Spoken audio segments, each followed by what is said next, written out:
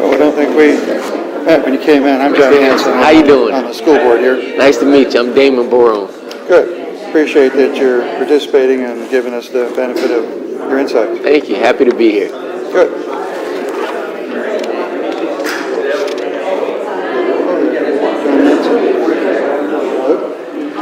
Lola, okay?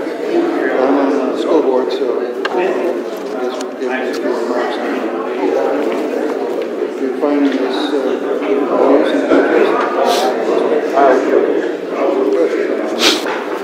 for parents, and never have enough of those involved.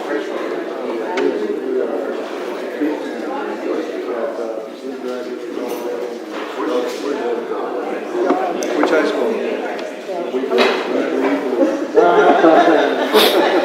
All right, we'll go ahead and get started. It's always interested me how attached families get to a specific high school. You know, I mean, there's a random assignment for you guys.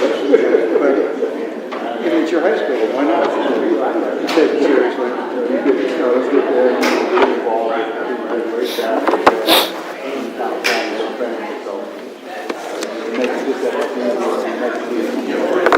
It's part of the support system, and you want kids to, in a sense, feel part of that school, because when they feel alienated, you don't get good performance out of it.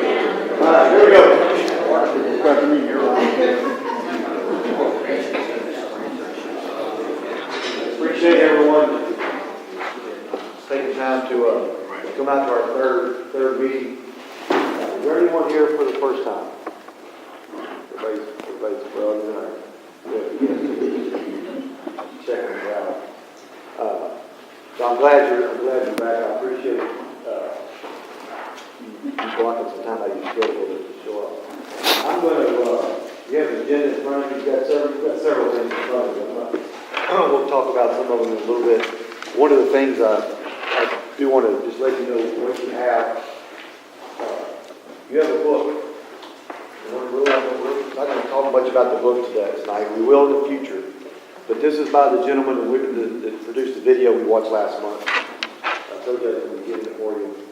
As you have a chance, I would strongly encourage you to start reading this book. And it's not about NFISD.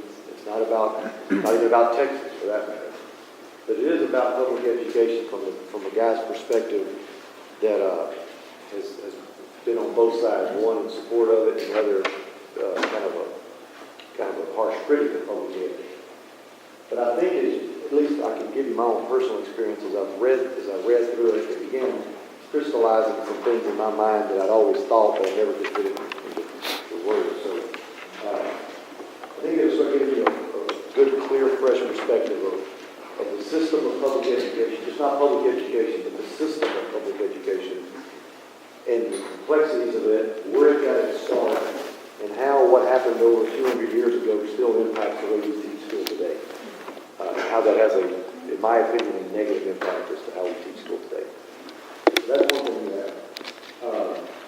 There's some flyer, a little small index card, and events that we have coming up. You're more than welcome to encourage as many people as I can to go watch our fine arts program. We have plays going on in all our high schools. If you want to see some talented kids, talented young men, young ladies, pick one of them. Just pick one date, one play, and go watch. You will not be disappointed. Doesn't matter what school, doesn't matter what, even just pick one and go, and I will assure you you'll be very impressed. One last thing, and then we'll get on with the program. You probably got an email from Susan and Craig earlier in the week, or maybe last week, on a meeting we're having Thursday morning here in the boardroom. And I've had a couple of people ask me about it.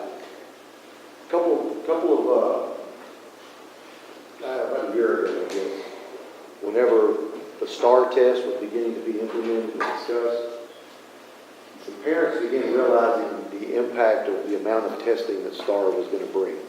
They knew TAX, which was our old system, but STAR, what everyone thought was going to be kind of a little bit of a step back in the amount of testing that was going on.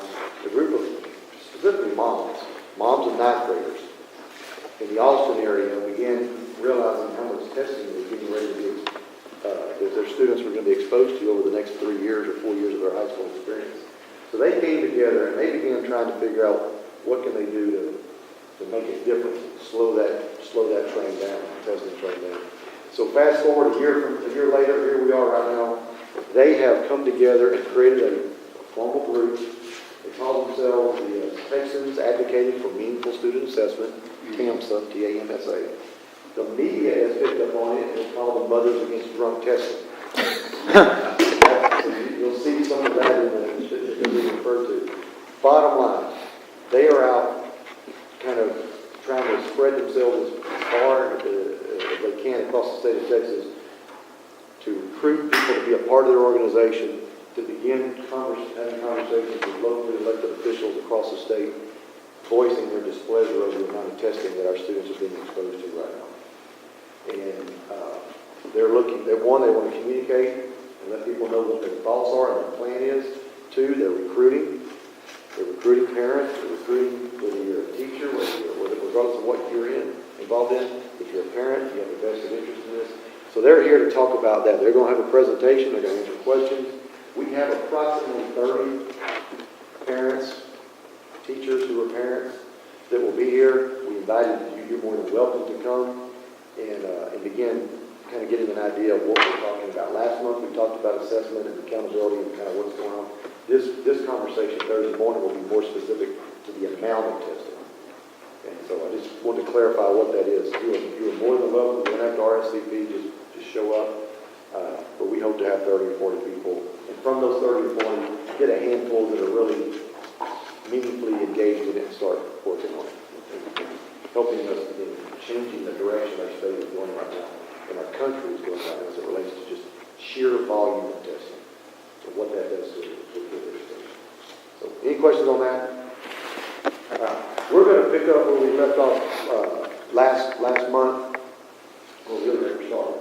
But we're going to, one of the things that we received the first night that we met that was on a lot of people's little sheet that they were interested in knowing about was just kind of safety and security.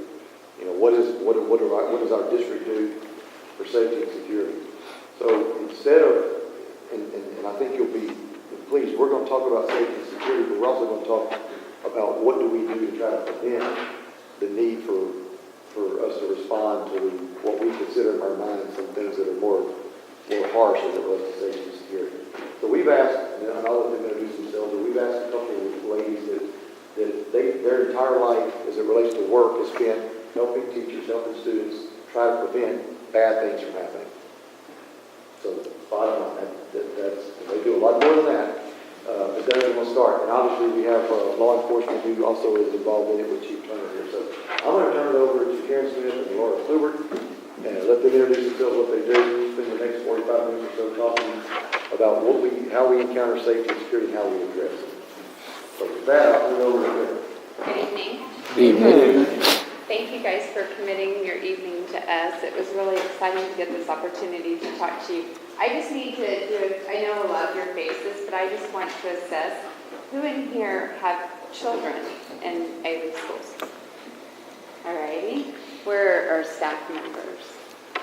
Okay. Any staff members? No? All community. All community. And then I know, John, you work in the school, right? Okay. All right. Great. Well, I'm here to talk to you on behalf of the Prevention and Safe Schools Specialist, or the program here in Alief. What we do when we come about prevention or at-risk behaviors and student discipline is we want to come at it from a positive behavior support. We want to come at it from building relationships with the students that prevent them from engaging in the risk-taking behaviors before they ever get started. And if you look up on the screen, what you'll see there is our student success poster. And what our student success poster looks like is building that relationship with the student before you even get to the instructional piece. That's knowing the student, that's knowing who the student is, what the student represents, what their needs are, what they value, that they are more than just a test or a number that they get, that they receive from a test. So we go at it from a meaningful relationship approach. And if you take a second and you look at the two boxes underneath meaningful relationships, in the middle box you see above and beyond, and I'm going to explain to you in just a few minutes what that is, as well as chance and classroom management strategies. I want you to think that above and beyond is a system or an approach that we have at a district level, really, but it focuses on the whole campus. Chance goes into the classroom piece, and then the classroom management strategies are the tools that we use to help implement the Chance. Then when you go just below that, in the bottom box, you see active monitoring, positive interactions with students, and policy enforcement. That's the piece where we work side by side, oftentimes with the police department, as well as our administrators. We've got policies and procedures in place in our schools, and we want to make sure that students and staff follow those from a prevention way, from a positive way. And so sometimes not everything is done. Not all kids meet the rules and expectations like we like them to. We don't like it to have to be an intervention, but that's part that you see that down at the bottom. It's not the first thing we do. We build the relationship first. So I ask you this. When you think about safety and security in schools, what do you think of? What does that mean to you, the parent, to the community member? What does that mean to you? And you can just call out. You mean the orderly school environment?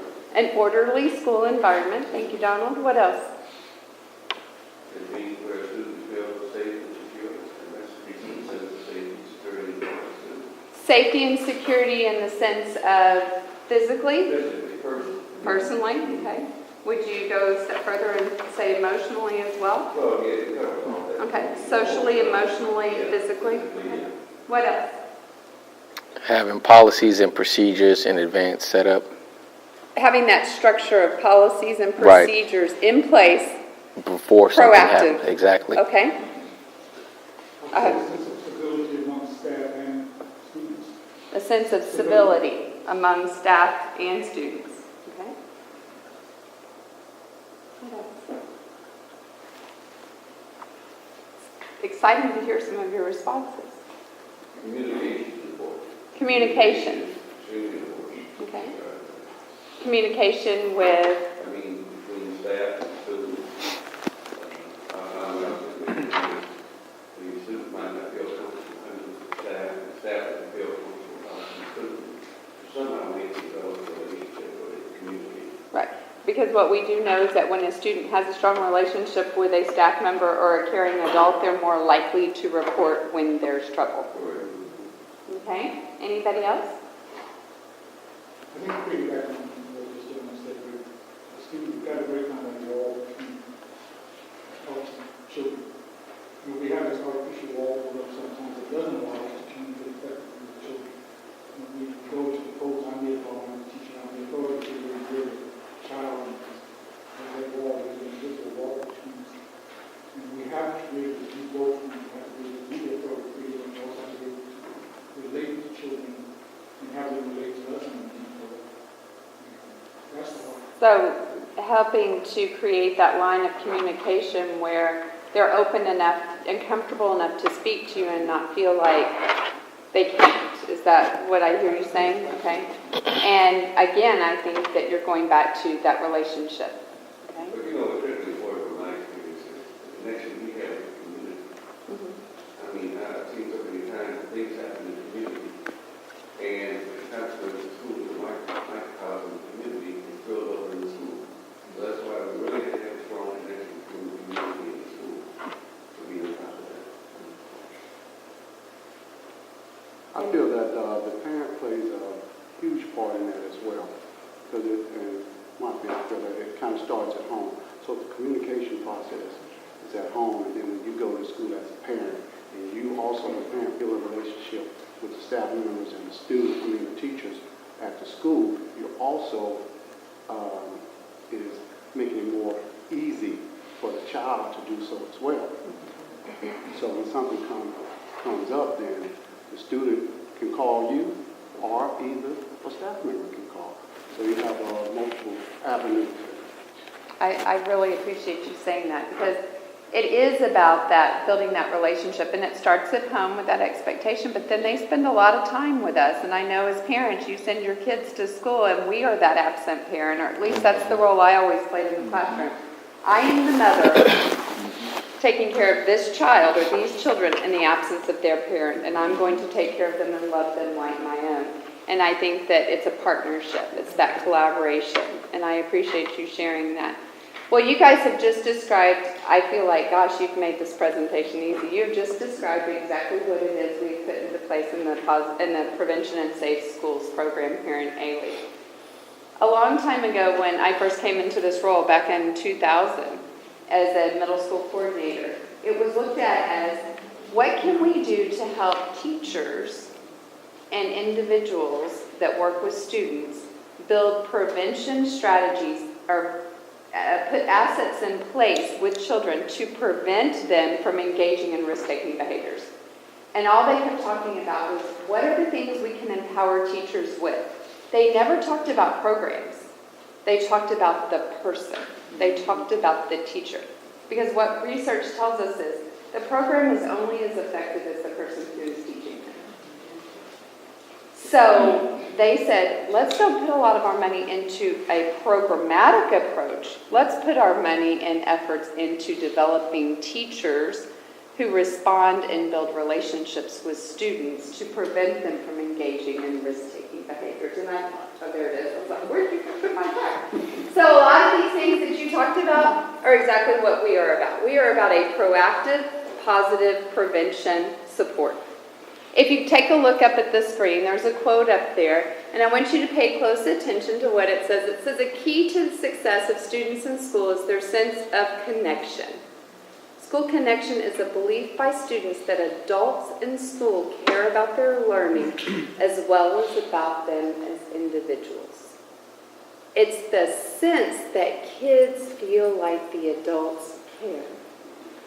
And that's what causes them to want to come to school, to feel connected to school, to keep them from engaging in risk-taking behaviors. And if you take a look at the diagram that we use up here, our goal is to create a climate on every campus, pre-K through 12, that is one that leads to student success.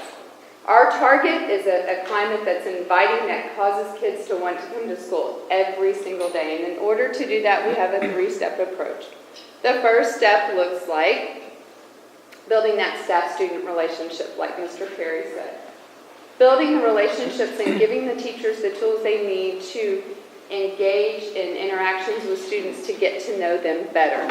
We teach professional development on how to build positive interactions. We go in and work with teachers and help them to collect data to see what their interactions look like with students. And then we put those systems and procedures in place, like you said, Damon, around the structures, the policies, the procedures, how the room and the campus operates. So this is our goal for creating a safe, civil, and productive school.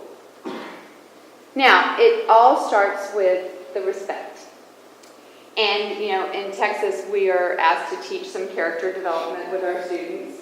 We're asked to make sure that they get character in, but just like Mr. Chambers said at the last meeting in that book that sits in front of you, we're asked to get a lot of things in every single day. And there's not always a lot of time. So we start with teachers by saying we model the character development that we want from our kids. We model those things because it all starts, the change starts with us. I was on a campus this afternoon revisiting the topic of bullying and from a proactive, preventative approach and talking about what it is we need to do to keep bullying from being a problem and how we respond to it. And one of the videos that I showed talked specifically about it starts with you. And I played this a couple of times and let teachers listen to it. And I said, do you hear what they're saying? It starts with you. It starts with how we model our behavior for children. We are role models whether we choose to be every day when we come to school or not. Now, just like we have the Meaningful Relationship Student Success poster, the police department also has that same student success, but it's a poster, but it's around student safety. And if you look on the left side there, theirs is the Meaningful Relationships, which looks like they're off-campus officers. We have campus officers at all of our secondary campuses, from middle school up to high school. Now, those officers are placed there, and they're assigned to a campus, but they're there from a preventative approach. Now, are they ever asked to intervene? Sure. there are circumstances and situations that cause them to have to intervene. But I know in our relationship with the police department and working closely with them, like us, they're always wanting to come at this from a prevention approach. But they are placed on those campuses. Then as well, the officers, street officers often visit the elementary campuses and intermediate campuses and walk through just to become familiar and so that the students see them as being a partner in safety. You go a little further, they also do some of the student child safety programs on our campuses. We work together with them and present student assemblies. And then they also do if you look down at the bottom, their blue square looks just like our blue one on our meaningful student success poster under meaningful relationships. So we work collaboratively together, but coming at it from a prevention approach. Now, I want to take a second and talk about the Code of Civility as part of our meaningful relationships. This is an initiative that came about several years back, and we put it into place, and we trained, the Prevention and Safe School Specialist team trained all of our front office staff and our secretarial staff on the Code of Civility so that when they were working with parents and they would take calls, that there would be this positive partnership. Well, last year the conversation was had of, well, why aren't we all trained in the Code of Civility? So last year the PASS team trained every staff member in about this 45-minute to 1 hour approach to the Code of Civility. If you take a minute and look at the 4 cornerstones, we have courtesy, respect, responsibility, and cooperation. That is what guides us as a district. You can think of that as our guidelines for success. Those are our value statements as a staff. Every staff member, not just every teacher, every staff member went through this training. And if you look to the right, it looks like what are the behaviors that align with those values? Well, this year, every teacher that was hired and went through Alief went through the Code of Civility. This becomes a talking tool with us when we work with teachers.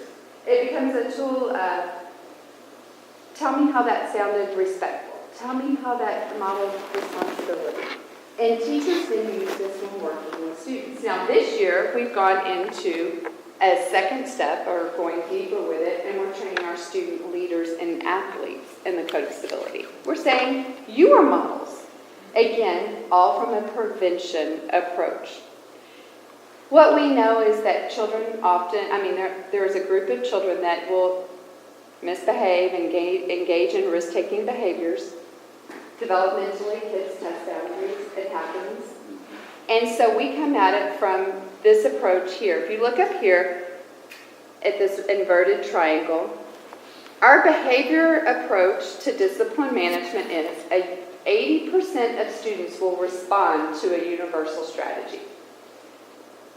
We'll say we can put in let's say Red Ribbon Week. This is October. It's all about drug prevention, alcohol prevention. It's about bully prevention. 80% of the student population will respond positively to the strategies we put out there. But there's 20% of the population that isn't going to respond to the strategies we put out there. 10% of the remaining 20 will respond to targeted strategies as we apply them. And the remainder 10% will need at-risk targeted intervention. And so we do this to make sure that we don't have one child slip through the cracks. So we'll deliver, and Laura's going to go over that with you in a minute, we'll deliver those universal approaches and strategies, and then where we see needs to happen, we'll go to more targeted, and then from there we'll do a more intense intervention for the others. Now, if you take a minute and you look up here, this is a 10-year snapshot of our offense data. This is all offenses at a district level, and an offense is a referable offense that goes to the office, okay? All 43 campuses across the district. In 2003, there were 117,166, and then you can go down the timeline, down to 2012. I want you to take a second and look at that, and then I want you to share with me what you've noticed or what stands out for you.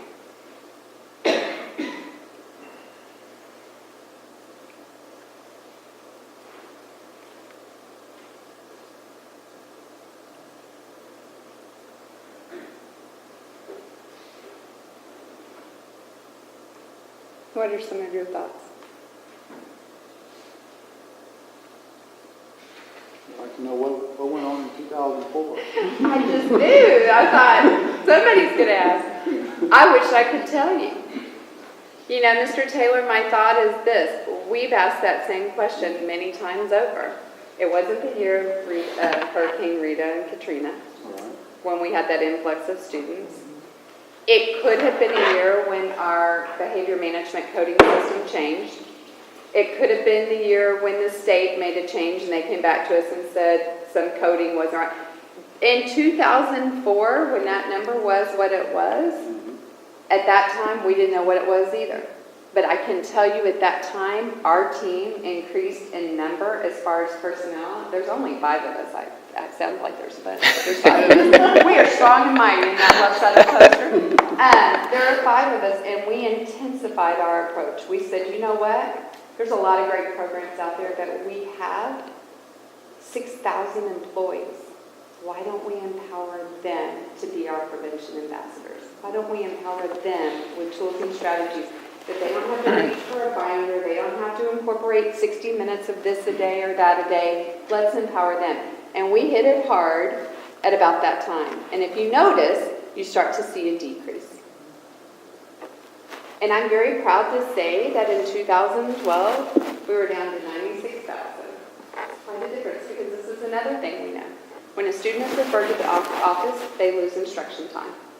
When they lose instructional time, it impacts their learning, it impacts their success.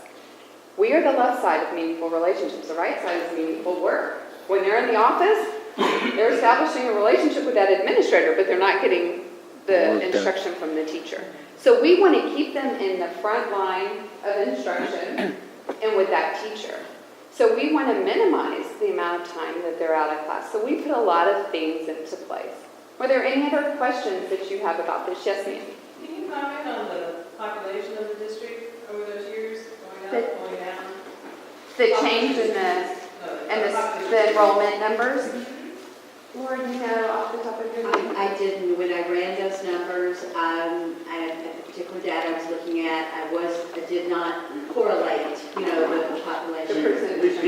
We peaked prior to Katrina, which was 06, 07.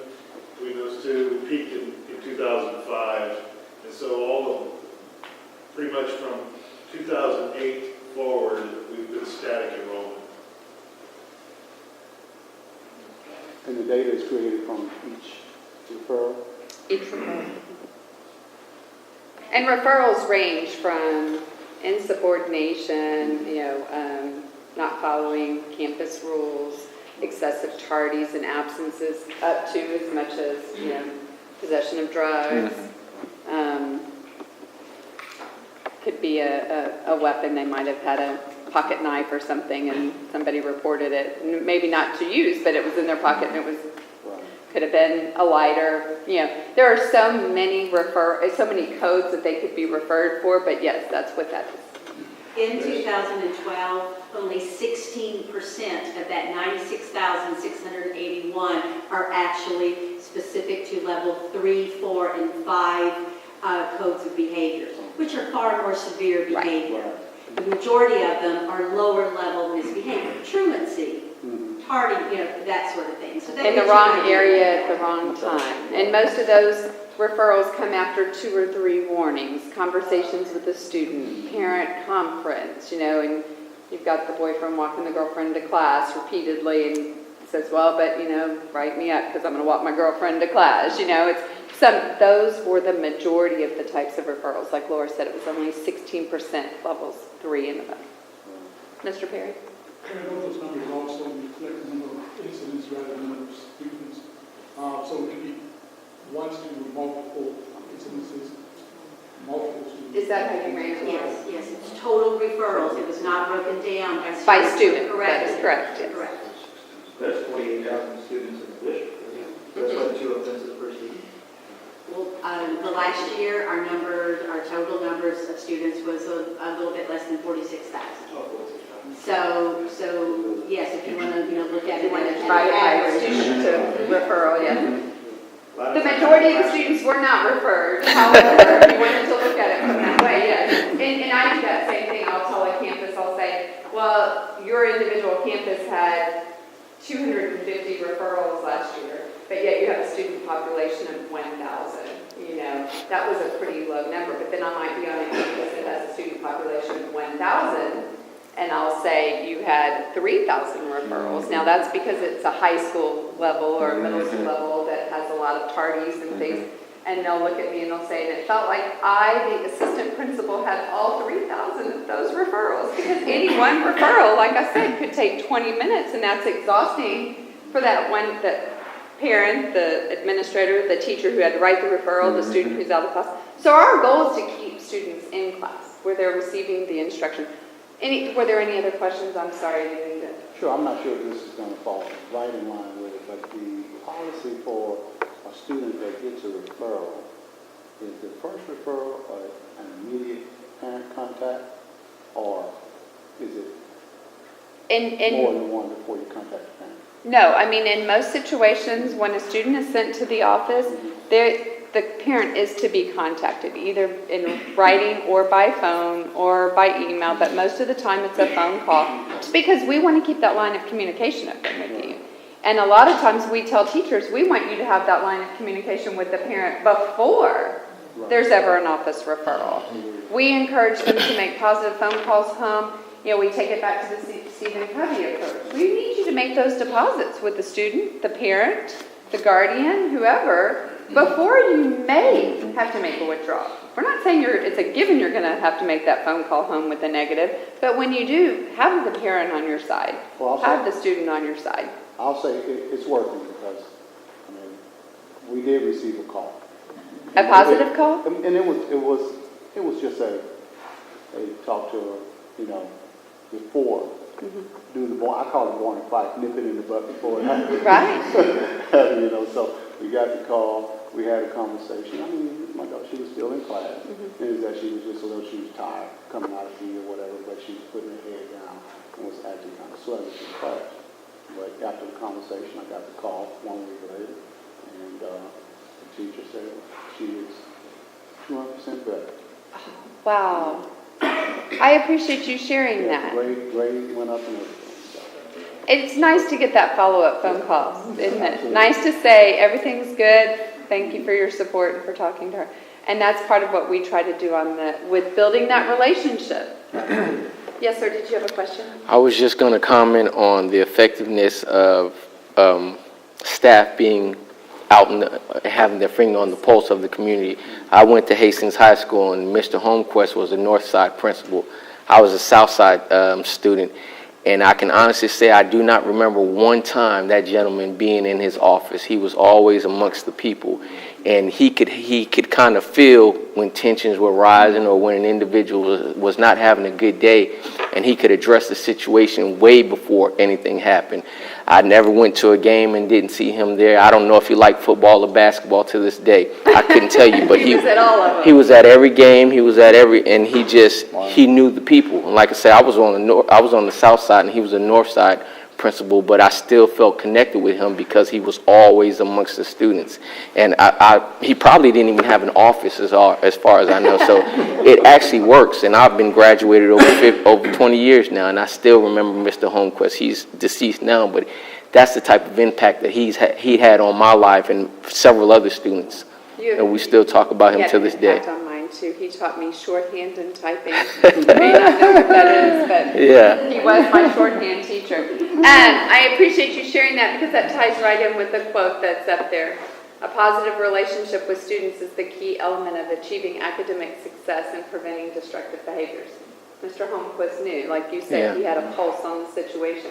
Again, it goes back to our prevention method is about the relationship.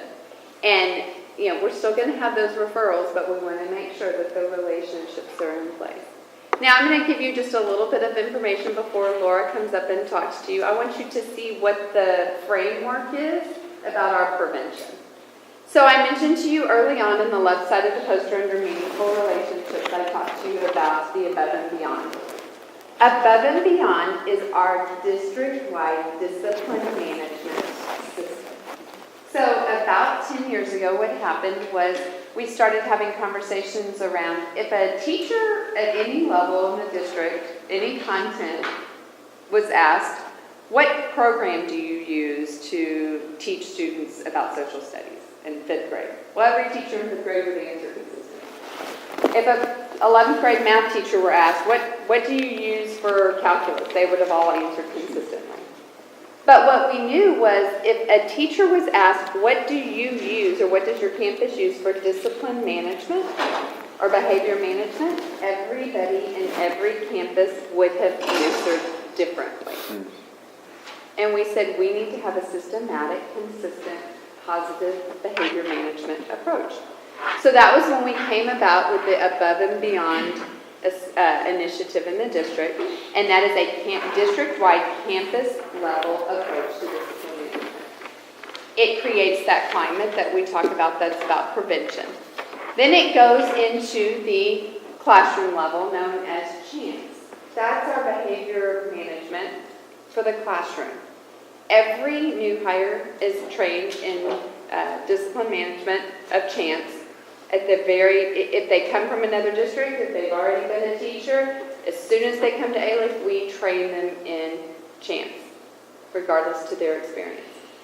Then we take them into the Stoic. Stoic are the variables that we have influence over. I can't change the environment that my students come from, but we can impact and influence based on the variables that Laura will explain to you around Stoic. Those we have influence over. And then we've got the coaching. So we work individual one-on-one in the classrooms with teachers on the coaching approach.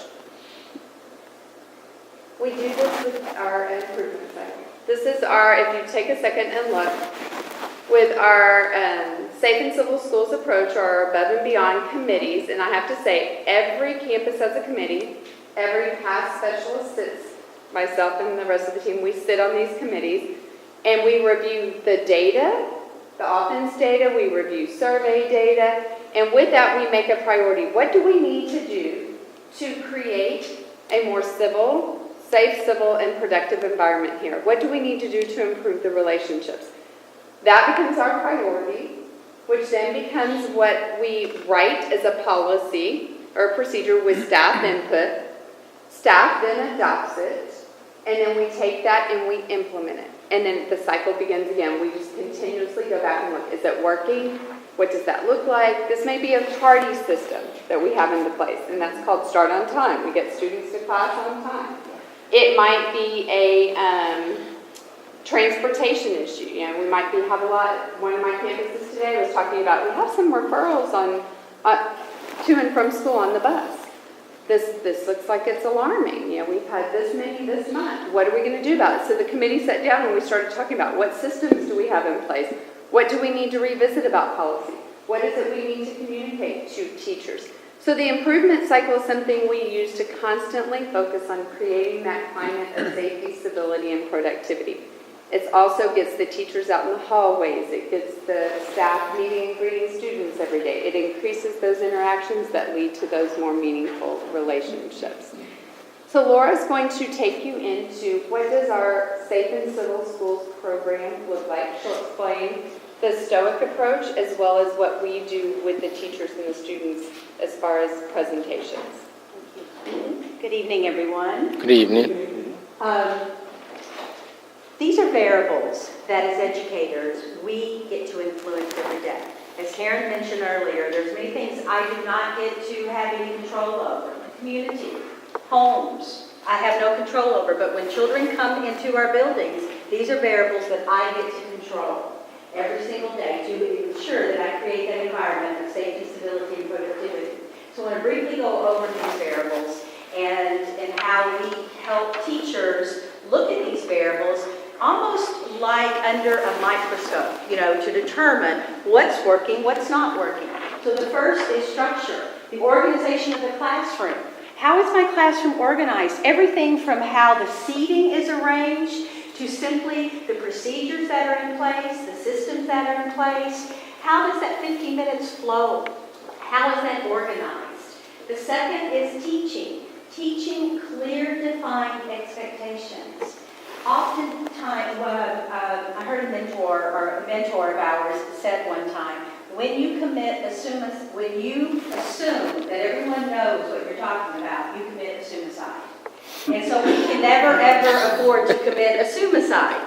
And as a high school especially, elementary do an excellent job of clearly defining expectations simply because of the age of the child. You walk into a pre-K student and the teachers are basically saying, boys and girls, this is carpet, okay? We're going to learn to sit on carpet. Because once again of the age of the child. As that child gets older, we look at that student and think they're big. They've been doing this for, they're 15, 16 years old. They should know how to behave. They should know what to do.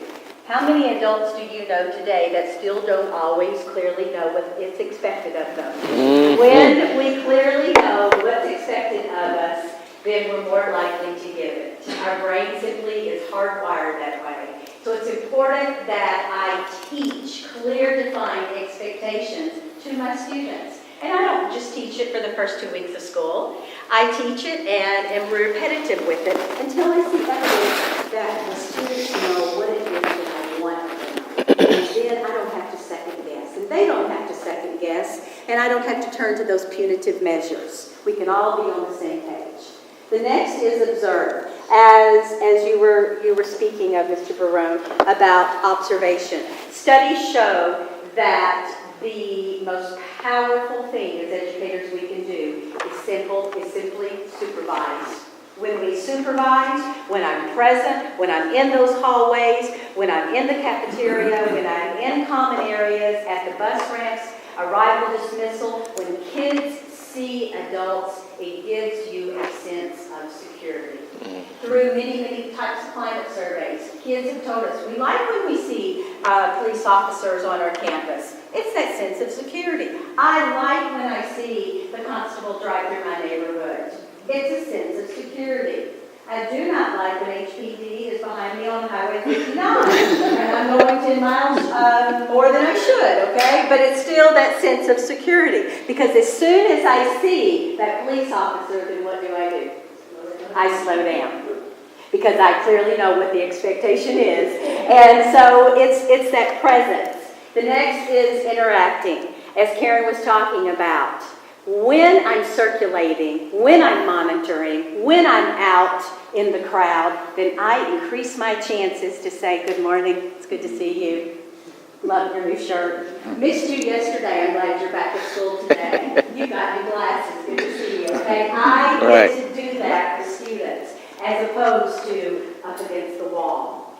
And, I'm monitoring, but I'm up against the wall, and I'm not having those interactions. And that's what means something to kids. When I take that moment and I pay attention, because when I pay attention to your new shoes or to your new haircut or that you weren't here at school yesterday, what am I saying to you?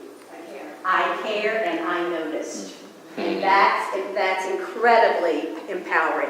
And that's what we want to teach our students by interacting.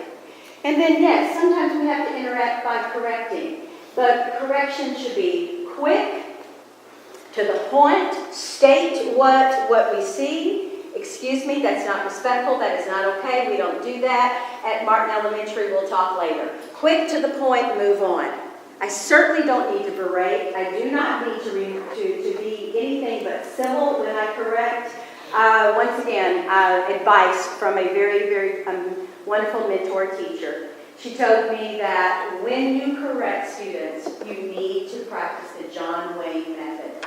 And of course, I'm thinking, what the heck does that mean? And she said, talk slow, talk low, and don't say too much. Move on, okay? That was, the John Wayne method. So yes, we have to correct. Our jobs as educators is to let kids know what they're doing right, but when we correct, we need to do that fluently, briefly, calmly, and consistently, and move on. And then the next day is a fresh day. We do not get to hang on 2 days ago, 2 months ago, and so forth. It's a fresh day. The Champs Expectations is a tool. This is simply a tool that helps teachers to be on board, to use a common language. It helps, rather, teachers help students to be on board. It's that common language, and that is around these variables. Conversation. So to clearly define to students, when can I talk and how loud does my voice level need to be? How do I want my students to get help? What is the activity? What is the objective, the purpose of that activity? Movement. When is it okay for me to get up and sharpen my pencil? And when do I not need to do that? If you clearly tell me what that is up front, then I'm more likely to follow that. Participation. What does participation look like and sound like? And then all of that put together creates success. So this is an acronym that if you go into our classrooms, you will see this acronym up. And our teachers using it as a tool. It creates a common language. So if students do move from campus to campus, once again, this is a tool that is there for them. Every one of our campuses, all 46 of our campuses, has what is called a PPC. This is another option and opportunity for our campuses to be preventative. PPC stands for Prevention Program Coordinator. This is an individual who is a counselor, who is a teacher, who is a specialist, who Mr. Perry happens to be the PPC on his campus at Chambers. This individual works with a team, the team being myself, Karen, and our three other co-workers, and one of the members of the team, Carolyn Clark, is over this program, and she meets with the PPCs on typically a monthly basis, providing them additional resource information. They, in turn, take it back to their respective campus, and they're basically the liaison to continue with those prevention types of activities, information, curriculum, a variety of things in order to ensure that we are on that prevention cycle. One of the things that we're asked to do also is student presentations. Last year we presented to close to 14,000 students with having a little over 200 different types of student presentations. This varies from kindergarten to basically a friendship lesson, all the way up to high school on dating, violence, or cyberbullying, whatever is appropriate and relevant for the needs of that particular school, and obviously what is appropriate for that particular grade level. This gives you an idea of what our comprehensive student presentation plan looks for. We want to ensure that we don't have any holes. So this gives you an idea of some of the types of student presentations that we provide to our campuses. Youth and the law, gang prevention, second step, friendship, character building, and we tailor any of these presentations once again to that specific school based on the needs of that school.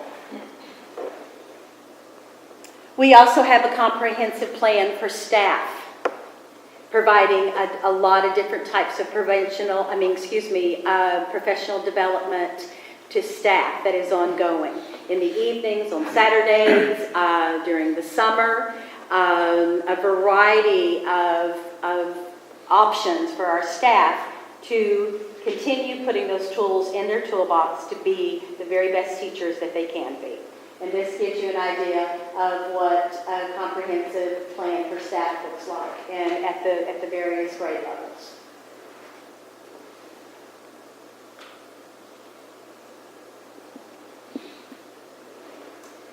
Some more data to take in. You can see the number of teachers that we have CHAMPS trained since 2009.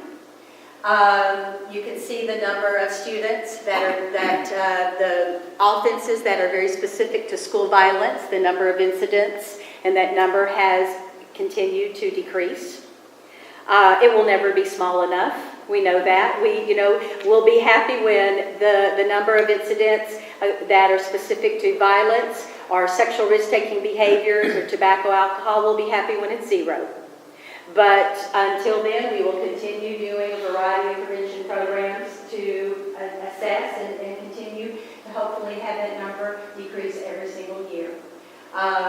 Sexual risk-taking behaviors, you can see those number of incidents, which are a variety of different types of referrals. This is not just one type of referral. There's several things that would go into accumulating that number.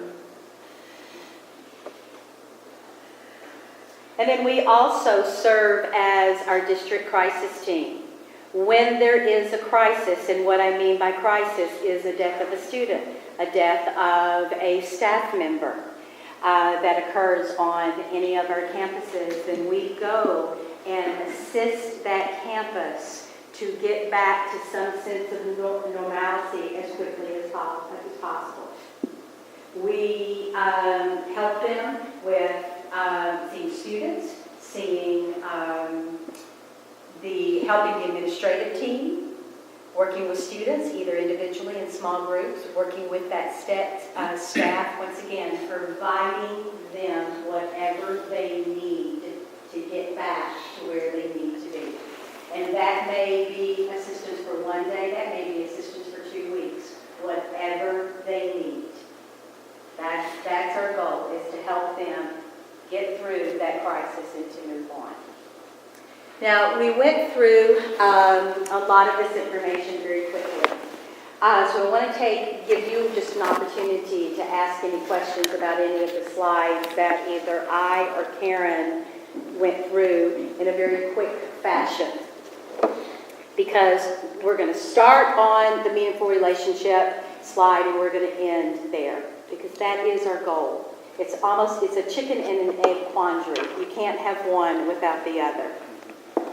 So any questions that you have about any of the data or the programs that we spoke of? Yes, ma'am. A lot of schools, a lot of elementary, we actually saw a slideshow of bullying prevention. Mm-hmm. And I like what you guys are coming with the stop campaigns on the wall.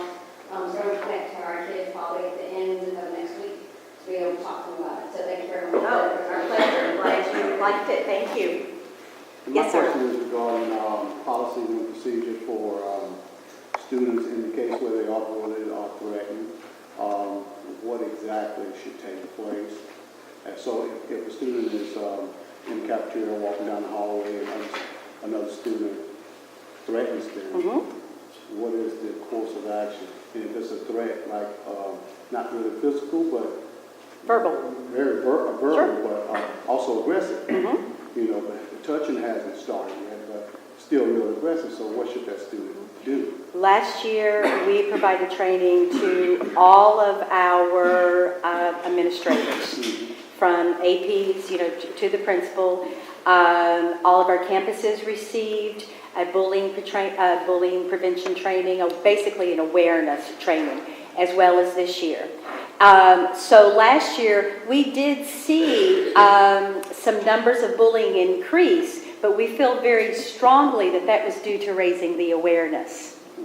Because, that old saying, boys will be boys or girls will be boys, that is no longer, it wasn't appropriate 50 years ago. It's certainly not appropriate now. But it was an excuse that was used for a long time. Well, boys will just be boys. That's not acceptable. Where we need to raise everyone's awareness that if I hear something and it even remotely sounds like bullying, and maybe it's not bullying, but it's certainly not civil, it's certainly not respectful, then giving tools to that staff to certainly intervene, because our job is to protect them. But if it is a clear cut of bullying, then yes, there is a variety of steps that the administrator has been trained in taking. various forms to complete. And not only do we need to assist with the victim, but we also need to assist with the bully. We can't just punish the bully and say, now stop it, don't ever do it again. So there's a lot of interventions then that will go into place to assist all parties involved. And that's part of the training that we do. You know, last year, when Laura mentioned, we trained all staff and administration. House Bill 1492 says by law, we must have a procedure in place. Okay. We must have a system that everyone is aware of for reporting, for investigating, intervening, and supporting. What that looks like is a student reports that they, or a parent reports that they think their child is being bullied. The teachers now know that that report goes straight to the administration. The administration has a systematic process that they go through to investigate to make sure it was or was not bullying. If it was, they take this route. If it was not, it's a different route of how can we put some prevention measures in place here. How can we increase the civility between these two students? Maybe it's a peer mediation or something like that, or they get enrolled in our student assistance program. But if it's bullying, then we have interventions for the victim, for the bully, for the witness, for the bystanders, counseling options that we have to provide by law, those kinds of things. So it's a very clean, and if you want more information on it, it's on our website. It's a very clean, clear-cut approach because one child being bullied in the district would be one child too many. It shouldn't happen ever. And that's part of that code of civility. And that's what I meant today when I talked to those teachers. I said, it starts with you. We have to squelch or nip in the bud, as you were saying. I'm sorry, we don't talk to our classmates that way. We converse with our classmates this way. We nip it in the bud. The average, I'm sorry, go ahead. Go ahead. And just depending, I guess, on the severity, that's when law enforcement comes in. Is that correct? I mean, every incident is not law enforcement. Oh, no. Certainly, yes. But you know, if a bullying incident occurred, it was documented, a variety of interventions were put into place. It continued to the point that certainly it's bullying, but now we're at harassment. We're at, then yes, that campus is going to get law enforcement involved to ensure that that child, is safe. But as I said, studies show that bully has been a buzzword for a number of years now, and we can proudly say that we have done above and beyond what the state asked us to do many years ago. That was something we recognized, not because it was an issue, but we recognized that these interventions have to be in place to ensure that safety and civility and productivity, as well as to simply ensure that kids have to feel safe to come to school. And it's gonna get better. I mean, I don't know the whole number now, but it's gonna get better because now we're raising awareness. I have a kid in elementary, so and he gets paperwork every week about bullying. So about the time he gets to high school, then it'll be embedded. It'll be embedded in the student. So it won't be anymore, Sure. Oh, that's just a boy will be boys. Yeah. Just like It's changing perception. It's changing our, some old habits or old ideas that needed to be changed. So, yes, sir. And this may come from Chief Taylor's presentation, but what I was wondering is there any gang awareness in the municipal community? Yes, there is. What does it show? There's actually a gang a bully and can be a gang awareness piece that we begin as early as 4th grade, depending on, once again, of any particular specific issues that are going on at a particular campus. Well, we deal with the local police departments, and the information they're giving us is a gang activity started in elementary school, and these kids are flashing signs to each other. Sure.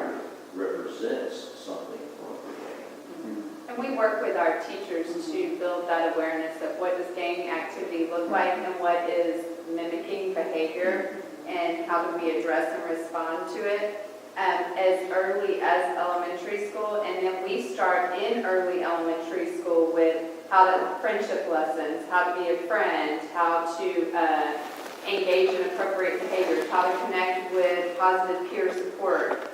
And and we also do gang prevention lessons for the students about the high-risk behaviors of being involved in gangs. That starts as early as 3rd grade and goes all the way through high school. And then we work closely with the police department when we do have targeted, go back to that universal strategies, because reaching 80%, then that other 10%, and then finally that bottom 10%, we might have to work directly with them to say, what can we do to help these students that may already be gang involved? And oftentimes, the younger ones, there's older siblings.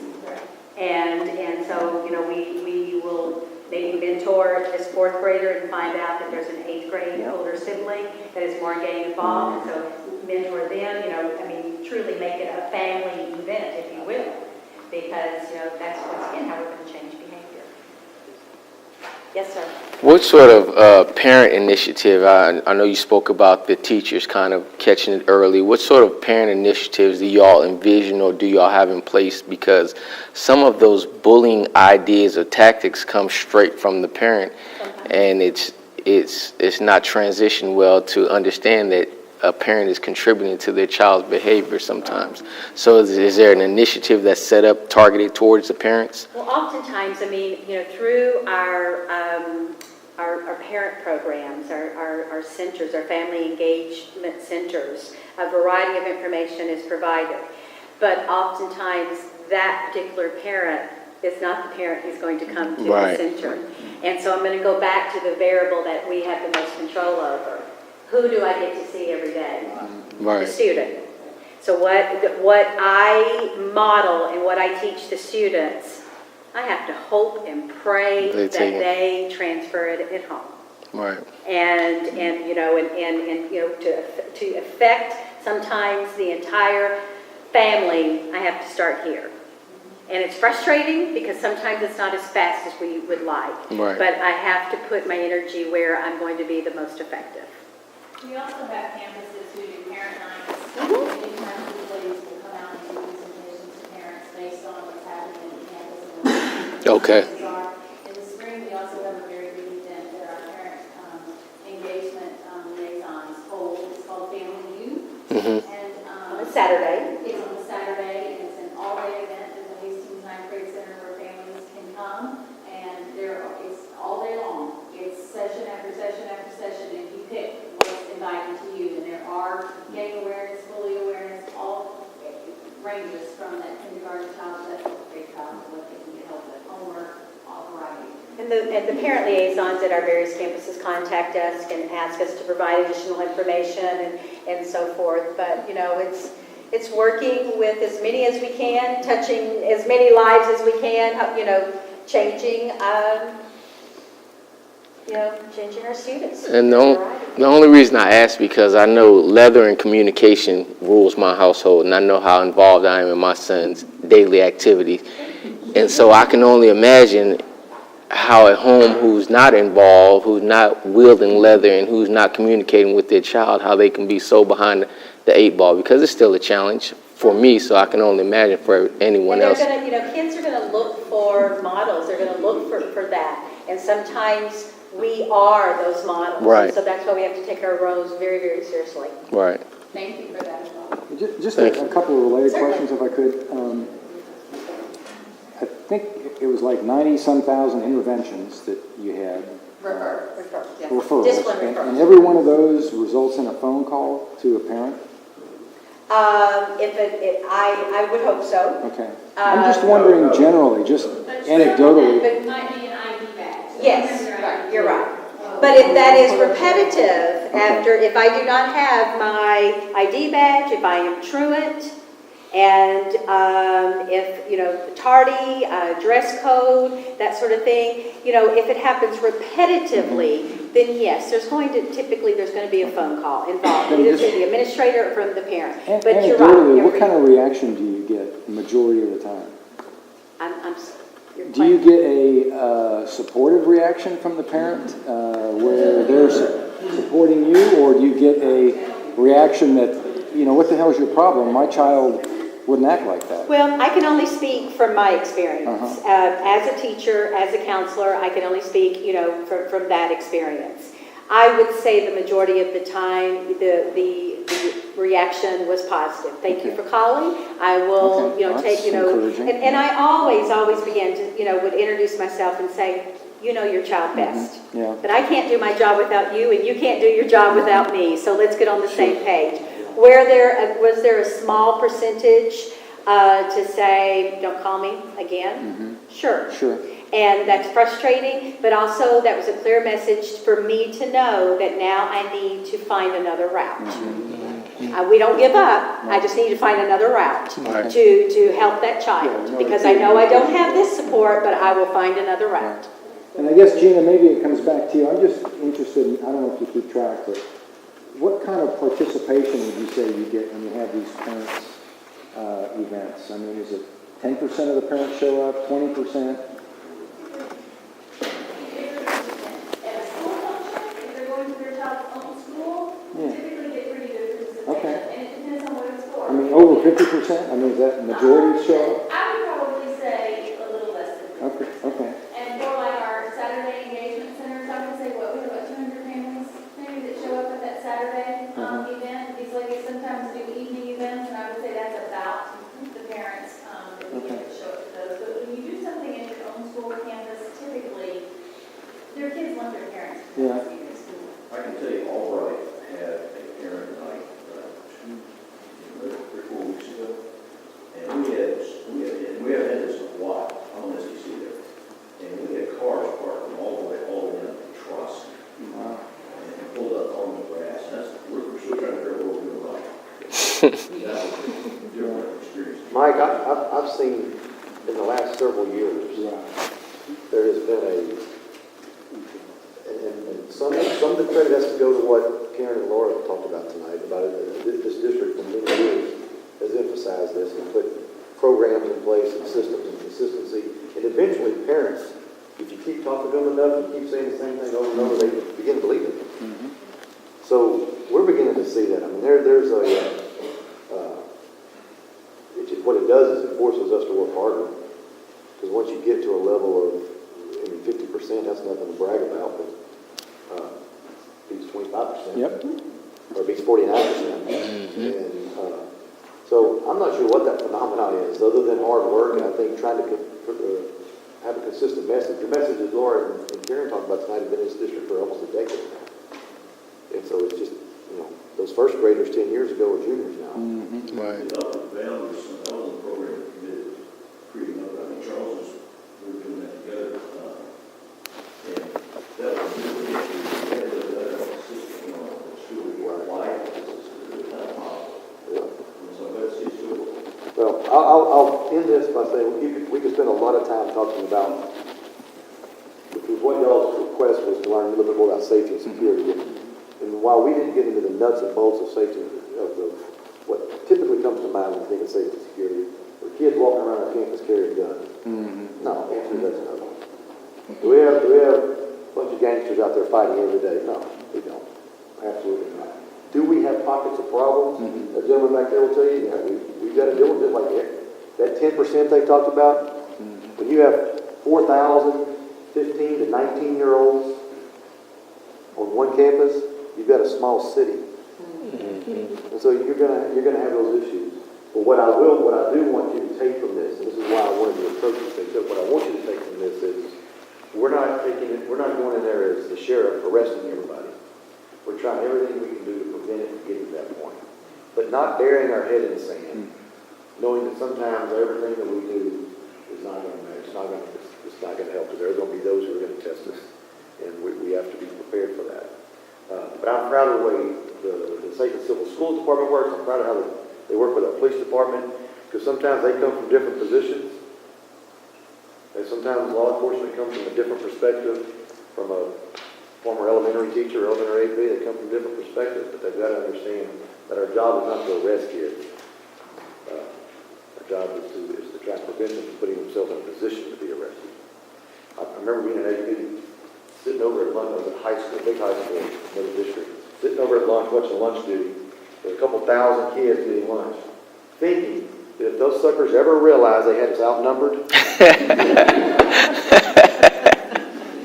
couldn't stop them. Right. So the little secret tonight is don't let them know they got us outnumbered. Right.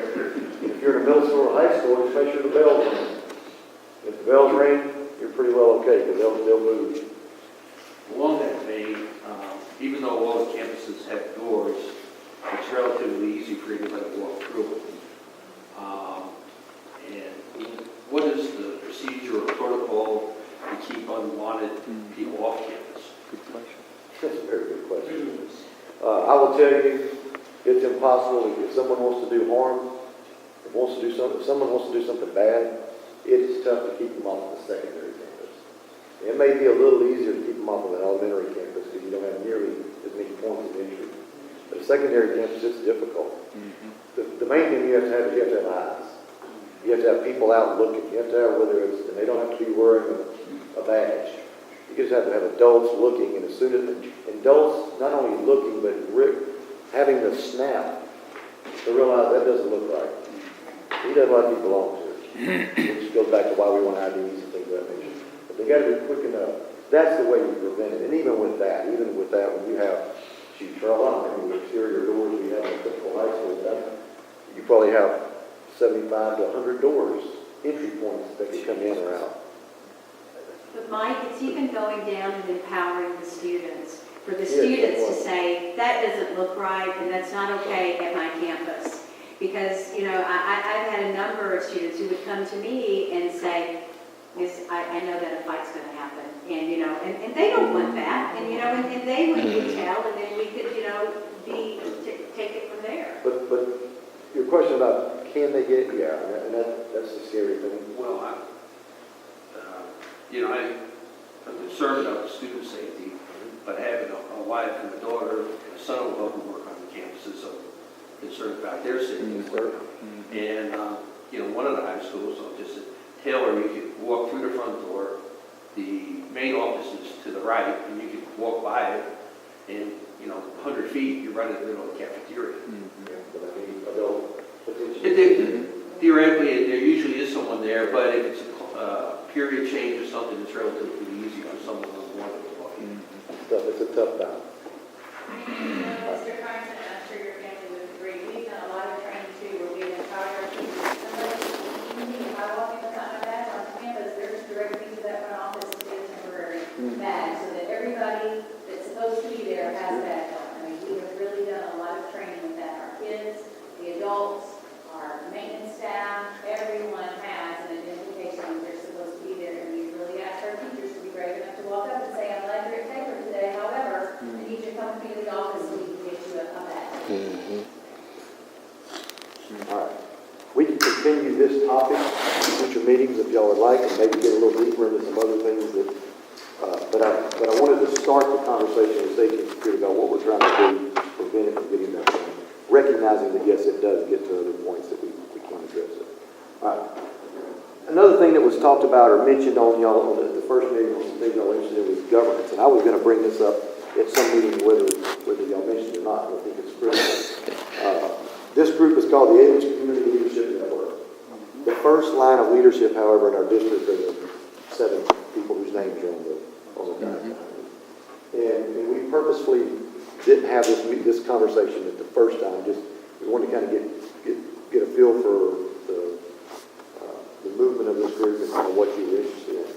But kind of considering we've got an election coming up in a few weeks, and we don't have a board election, but in terms of elections, that's the season as it relates to governance. I thought it would be meaningful and relevant to have a couple of our 3, the exact, of our board members just kind of come up and spend a little bit of time just talking to you about governance from their perspective. Board members, and they can tell you this, this is my opinion. If you want to get as close to democracy as you humanly possibly can under our society, a school board is that. Not a city council, not a commissioner's board, a school board. They're not paid. Some people think they're not paid. They're elected by their citizens, by the constituents. And they deal with something that's near and dear to everyone's heart, and that's children and money. And so they play a role in democracy, in my opinion, that if you ever want to watch democracy in action, at its purest, not its finest all the time, And Alief is at its finest. But at its purest, it's a school board.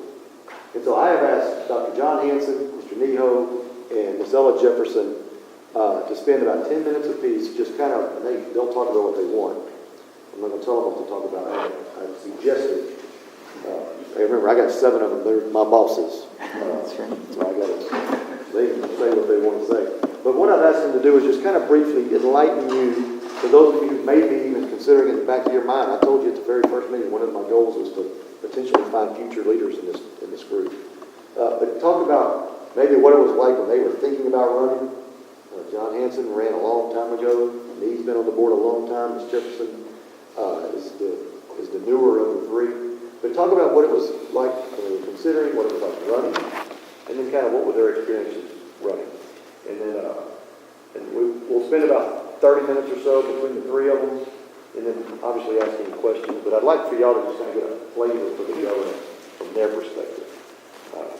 So with that, I will ask Dr. Hanson. Dr. Hanson to go first, and then me, I guess you can go second. Ms. Jefferson, you can wrap it up. Dr. Hanson is currently the vice president of the board. Mr. Ho's the trustee, and Ms. Jefferson is our board president. So with that, I'll turn it over to John. Evening, and I appreciate you're all taking time out of your busy schedules to come out here and give us an opportunity to explain some of the things that are going on. And hopefully when you're done, you can go back in the community and help people understand why we're doing what we're doing. And maybe in the course of your feedback, we'll see some new ideas for things we ought to be doing but are not currently doing. Just to give bona fides here, I spent most of my adult life as a college professor. And for the last 19 years, I've been on the Board of Trustees. To give you some perspective, the average tenure of an urban school board member in the state of Texas is about 4.5 to 5 years, which means that being on board 19 years puts me in somewhat select company. I think there's maybe about 6 school board members in the Houston metro area that have been on boards longer than I have. I think that's about it at this point. However, being around a long time isn't necessarily all that impressive if you haven't got something to happen. So let me turn to some of those issues. I thought maybe a way to structure my remarks was to focus it on 2 questions. Question number 1 is, can school board members make a difference? And in practice, do school board members actually make a difference? Those aren't really the same question. One deals with potential, the other deals with the actuality. It's a matter of the Texas Education Code, i.e. it's a matter of law, that there are 3 statutory responsibilities for school boards in the state of Texas. You hire a superintendent, you adopt a budget, and you set a tax rate. Those are the things that are non-negotiable. You have to do them. You can't delegate them to anybody else. Most of the other things are kind of, well, you do them if you want, delegate them if you want. Those you can't. Now, you notice none of those said anything about student achievement and success, did they? They're all about the business end of the district. Hire a CEO, decide how much you're going to spend, figure out how much you got to assess as a tax rate in order to have that much money to spend. If you really want to make a difference as a school board member, and after 19 years I feel pretty strongly about this statement, what you have to do is build relationships with your staff members so that when you think you have an idea, you can go to them, talk it over, let them bring it forward if they decide that, yeah, that really is a good idea and that's something we ought to try to do. But it is, again, a matter of law in Texas that school boards only hire one person, the superintendent. We hire no one else. We approve contracts as established by the superintendent. The superintendent hires everybody else. And so the idea that, well, if you don't like what somebody's doing, you can fire them. Not how it works. You can suggest to the superintendent that his or her longevity would be improved if so-and-so had got rid of it. But there's a big difference between suggesting and signing a sheet of paper that makes it happen. And if you understand that relationship, that it is, again, a matter of law, that boards only have power as a group. No individual board member has any power at all. I mean, I can walk into HD's office and say, do this, and he can say, go fly a kite. And I better go find myself a long string because he didn't have to do anything that I tell him to do. And I know that. And so it'd be kind of pointless to go in and try to tell him to do something just because I think I'd like to do it. In order to be able to change things as a school board, you have to develop some reasonable consensus on where you're trying to go. We call it a vision. But if you don't know where you're trying to go, you can hardly say it's the superintendent's fault for not getting you there. And developing a consensus on vision, it sounds so easy when you say it like that. In practice, it's very difficult. The standard school board in the state of Texas is 7 members. And it's been my experience that you may be able to afford one wingnut. If you reach the point where you've got 2 people that are really seriously out of sync with the rest of the board, it starts to become very difficult. By the time you get to 3 members who are out of sync with the majority of the board, you're almost at the point of not being able to establish any kind of strategic vision. You may be able to do day-to-day governance on a 4-3 vote, but you really can't do any serious strategic vision in that case. And the staff, they're professionals, they've been doing this a long time. They understand if a vote's 4-3 on the board, one person gets off the board, somebody else comes on who doesn't agree, and boom, suddenly the majority goes the other direction. So the truth is, your staff really isn't going to do anything at the behest of the school board if they see the board as badly split. So the board really has to be relatively coherent. And that's not something the superintendent can do for a board. The board has to do it for itself. Which means sometimes if you have somebody that just doesn't understand the program, you may have to take them out behind the woodshed and explain the facts of life to them. But again, that's the responsibility of board members. We don't turn to HC and say, you do that. He works for us. So it's our job to make sure we have a vision that he can attempt to implement. We need a superintendent, any school board needs a superintendent who agrees with the vision of the board. I've watched in many cases around the state where either a board hires poorly or you get a change in the board so that a superintendent that once was in sync is no longer in sync. And it just doesn't work for a superintendent that has a serious difference of vision with the board. Sooner or later, it's going to come to a crunch, and it's usually the superintendent that goes. The average tenure of an urban superintendent in the state of Texas is, I think, a little over 4 years, isn't it? About that range, 4 years. And it's a generally accepted idea, and I think therefore probably true, that typically it takes at least 5 years to make a significant change in the instructional program of a district. So what does that tell you? If you don't get continuity through the board, you're not likely to have continuity unless you have very long-serving superintendents, which, thankfully, Alief has managed to have during the time I've been on the board. I've actually served under 4 permanent superintendents and 2 interims, but that's really not all that bad because HD just came, and when I first got on the board, the superintendent left after about 5-6 months, I think. So there's basically, he's really the 3rd superintendent that I've served under. And that's pretty good stability by standards.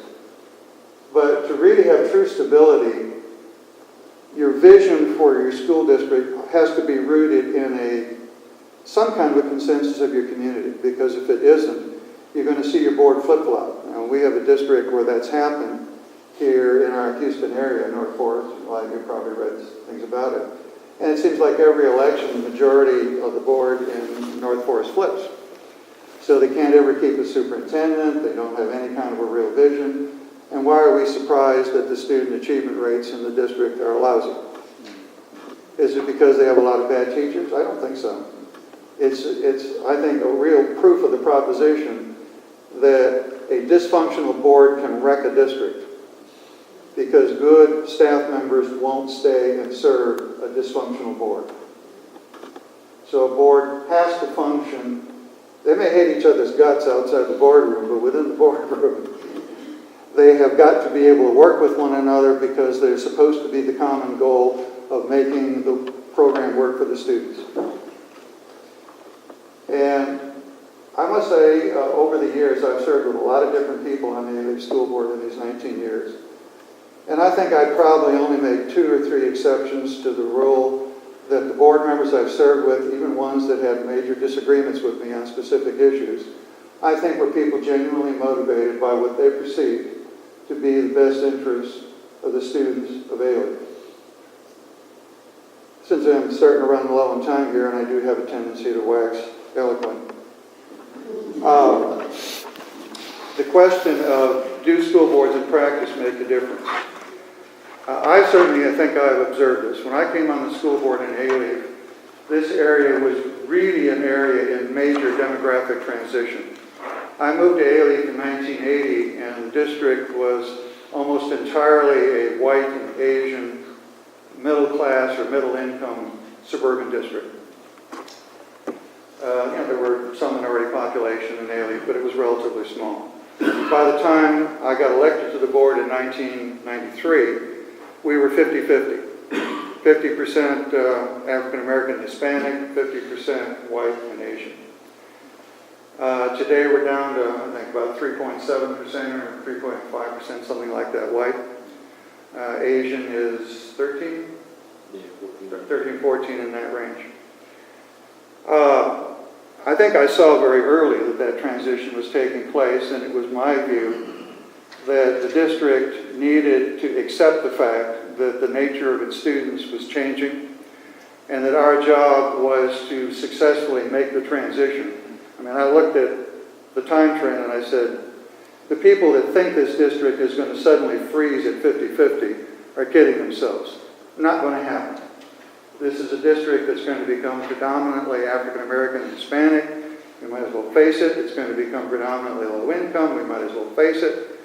Let's have an instructional program in the district that actually works for the students that are really sitting in our classrooms. And it took us a few years, I think, to get over the belief that some people had that somehow this was all going to change and go back to the way it was, and we didn't really need to change anything about what we did. And the way we did it, consistent with my earlier remarks, we brought in a superintendent, that was Dr. James Smith, who shared that vision, who believed, yes, you serve the people you have in your classroom, not the people that you wish you had in your classroom.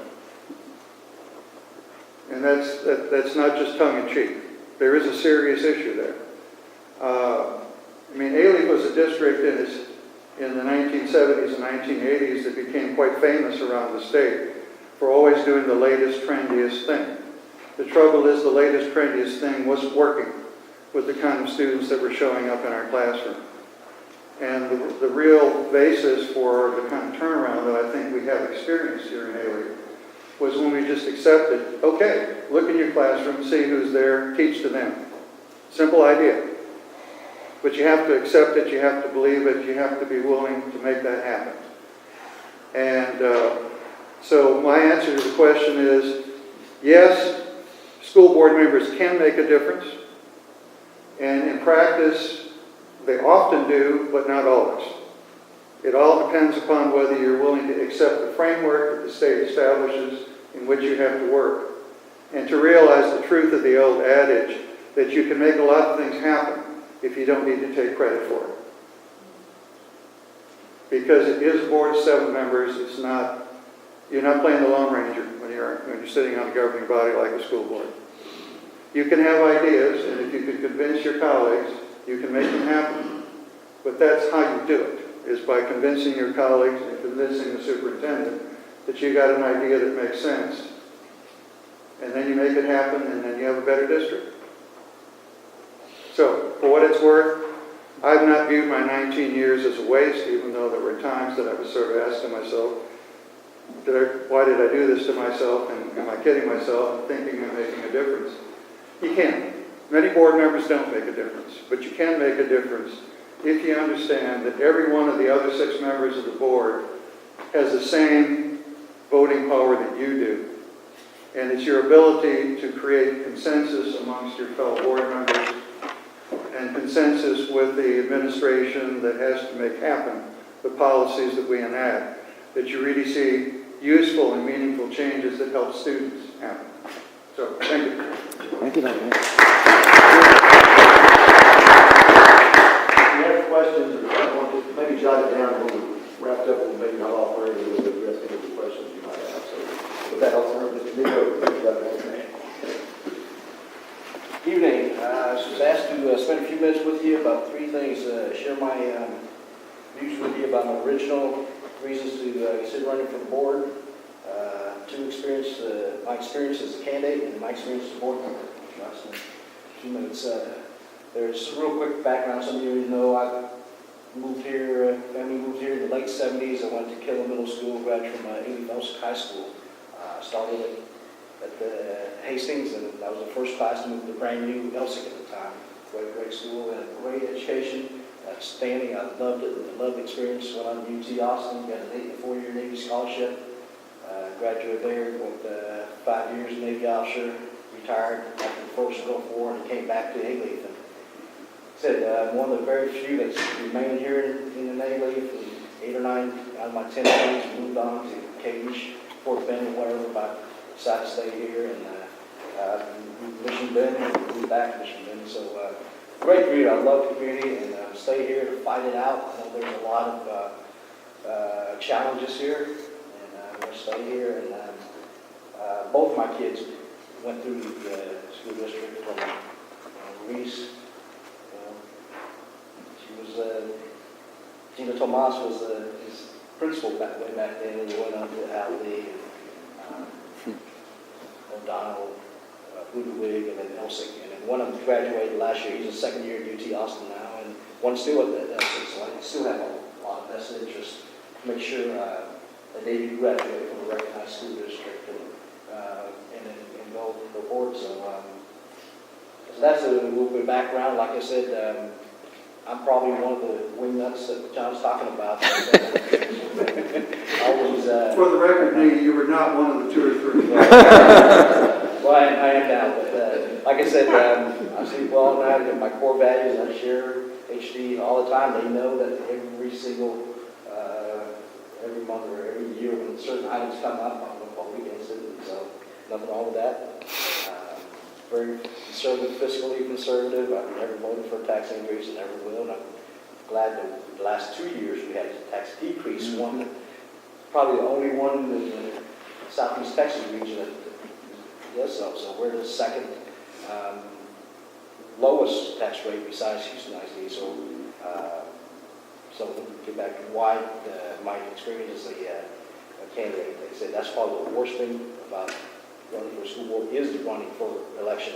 The first 2 elections in 96 and whatever, the first 2 were May elections, pretty easy. You win by 400 or 500 votes. But now the last 2 elections, I was saying we're municipal now. We're in November elections, so now it takes 4,000 or 5,000 votes, probably more than city council to get on the school board. So extremely competitive, very competitive, but I think it's the most rewarding thing you can do. Like I said, my experience with board members has been probably one of the most rewarding and one of the most frustrating things I've done.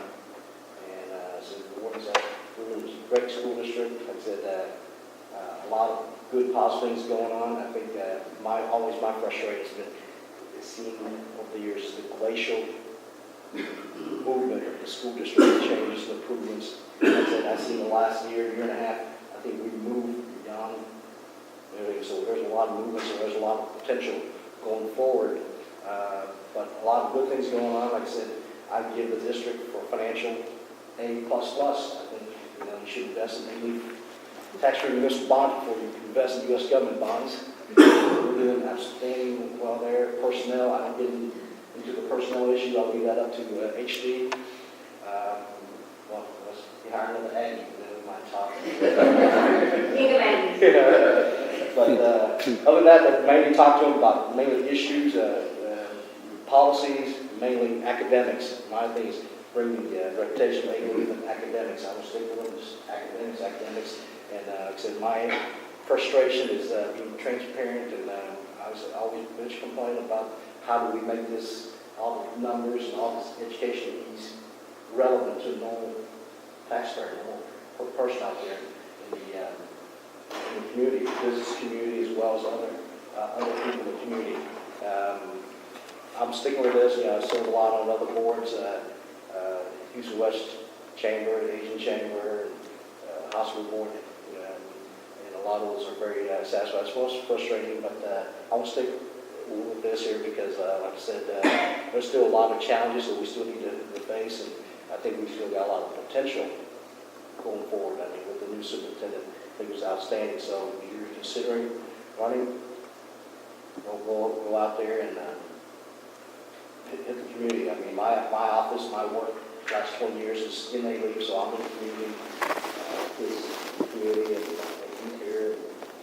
So it's good to be in the community. Like I said, whatever you hear about the district, if people moved off or whatever, I'm sticking here. We got the West States District, we got all the toll roads here, so it's a great place to be. So let's sit here and fight it out. And like I said, and so if we can just change the reputation, and this is the place to be. That's my main goal, is how can we make programs and academic programs where people's will be, I believe in choice. I mean, like I said, besides here, early college, high school would occur.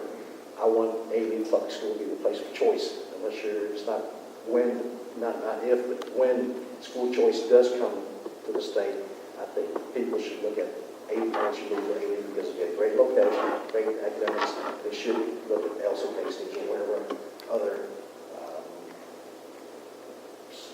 schools that we have as a place of choice to be. So that's the toughest thing to me is having the policies and programs that people want people here.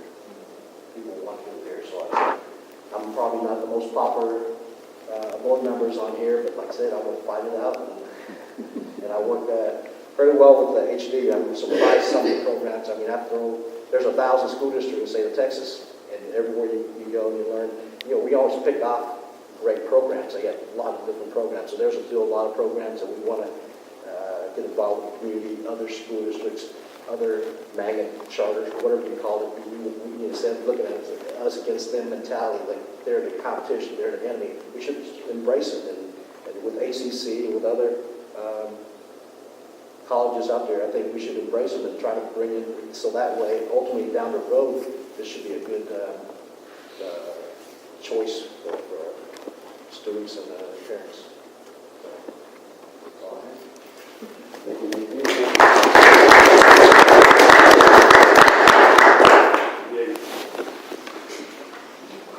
Ms. Jefferson people herself very well. When I introduce her, she's the board president, but I always introduce her as she's been in Alief a long time, worked in Alief, she leads Alief. And if I ever want to know where his bodies are buried, I don't know where they're buried. I'll either ask her or she'll tell me. Ms. Jefferson, she's currently our board president, so Ms. Ella Jefferson. Good evening. Good evening. I was given 4 questions that I need to discuss. Why I ran, the actual campaign, the actual election, and what it means being a board member. First of all, why I ran. I'm an educator of 41 years as a teacher and administrator, the last 18 here in Alief. Children are my passion. That's number one. That's why I ran, because I didn't know what I was going to do with my life, because I'd always been involved with children. So I said, well, you know what? I used to tell my students when I would get angry if I think something over here that didn't go right. When I retire, I'm going to run for the board. So the opportunity came that I could do that. So I did. My daughter's a product of Alief. My grandson just graduated from Taylor High School, so, I'm really committed. I never thought be in politics. Never dreamed of being in politics. And when I say this, I hope I don't offend anyone. Boy, the actual campaign, I had no idea that it was going to be like it was. I spent my own money, except with donations from friends, close friends. And so I knew I was committed. I didn't rely on any particular person or group to do this, because this is something I wanted to do for me. So no one, well, you know, I gave you so-and-so, so-and-so, so you know, I want you to do this. No, I spent my own money, like I said, except for my personal friends. Actual running, that was tough. I don't know how many of you remember, but we had many malcontents in Royal Oaks at that time, and they were really on us. And that made me even more determined to get out and run this race. But I have to say, I had strong supporters. Number one, from my church. Number two, from co-workers who still lived in the district. From parents who knew me when I was working in the district. From close friends in the community. But you know what really got me? When I had former students to come up and when they would see me out, Miss Jefferson, we're campaigning for you. And we're telling people to get out and vote. When my daughters and her friends would get out and put out campaign literature on Saturdays, well, I had the support of my minister, Dr. Greg J. Patrick. So it made it all worth it.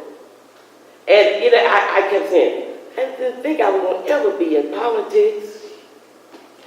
And I had no idea that people would lower the integrity for a position that you don't even get paid. You know, that part I could not understand. I'm saying, I'm not going to lower my integrity for anything. I'm not going to be dishonest for anything. So, and don't get paid. And I told my opponent that one day at the early voting. I said, you know, I'm not going to lower my integrity. I don't know anything about you. And you don't know anything about me. So I don't have anything negative to say about you. So all we can do is get out here and tell people about credentials. And that's what I did. Now, after being elected, first of all, I was shocked. But you know, because I had gone to my minister before I did this, and he said one thing to me. He said, do it, but don't let it ruin you personally. Be like a duck. Let everything run off your back. Well, he didn't have to tell me that because, you know, that was me anyway. So after being elected, it has been a learning curve. And when I say learning curve, the curriculum I knew, because that's my specialty in curriculum and instruction. So my learning curve was, I knew about budget from when you do as an administrator when you're in a building, but I didn't know about budget when you're in a big district. So this has been my learning curve, learning budget, learning how you do bids, what you need to do, you know, to get the bids in. So that has been my learning curve for that. But this has been one of the most rewarding experiences besides teaching that I've done in my lifetime. And to make a difference, because I think, you know, when you see children evolve in success, that's the payback. When, you know, when I look at graduation and see all of these young people who've gotten all of these millions and millions of dollars of scholarships, and didn't worry about their circumstances, but they still achieved. That's the enjoyment for me. And one young man, Robert Jackson, who didn't have the best life, and he got all of this full paid scholarships to the University of New York.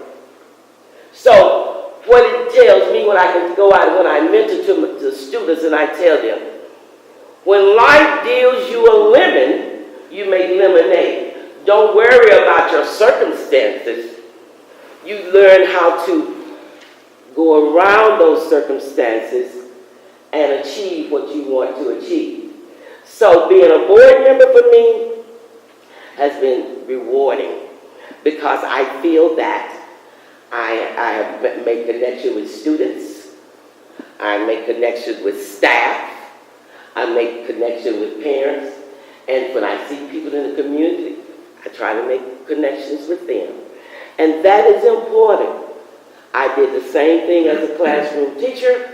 I made connections with my students, I made connections with the staff, and I made connections with the parents. So for me, it has been rewarding, and even having the least experience on the board, this is my 3rd year, the most rewarding experience for me when my fellow board members elected me as president of the board. You know, that said something to me.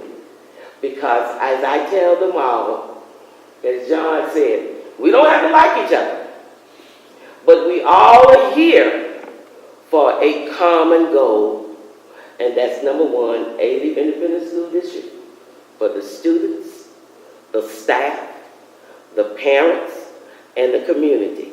So that's my reason for being on the board. Thank you. Thank you.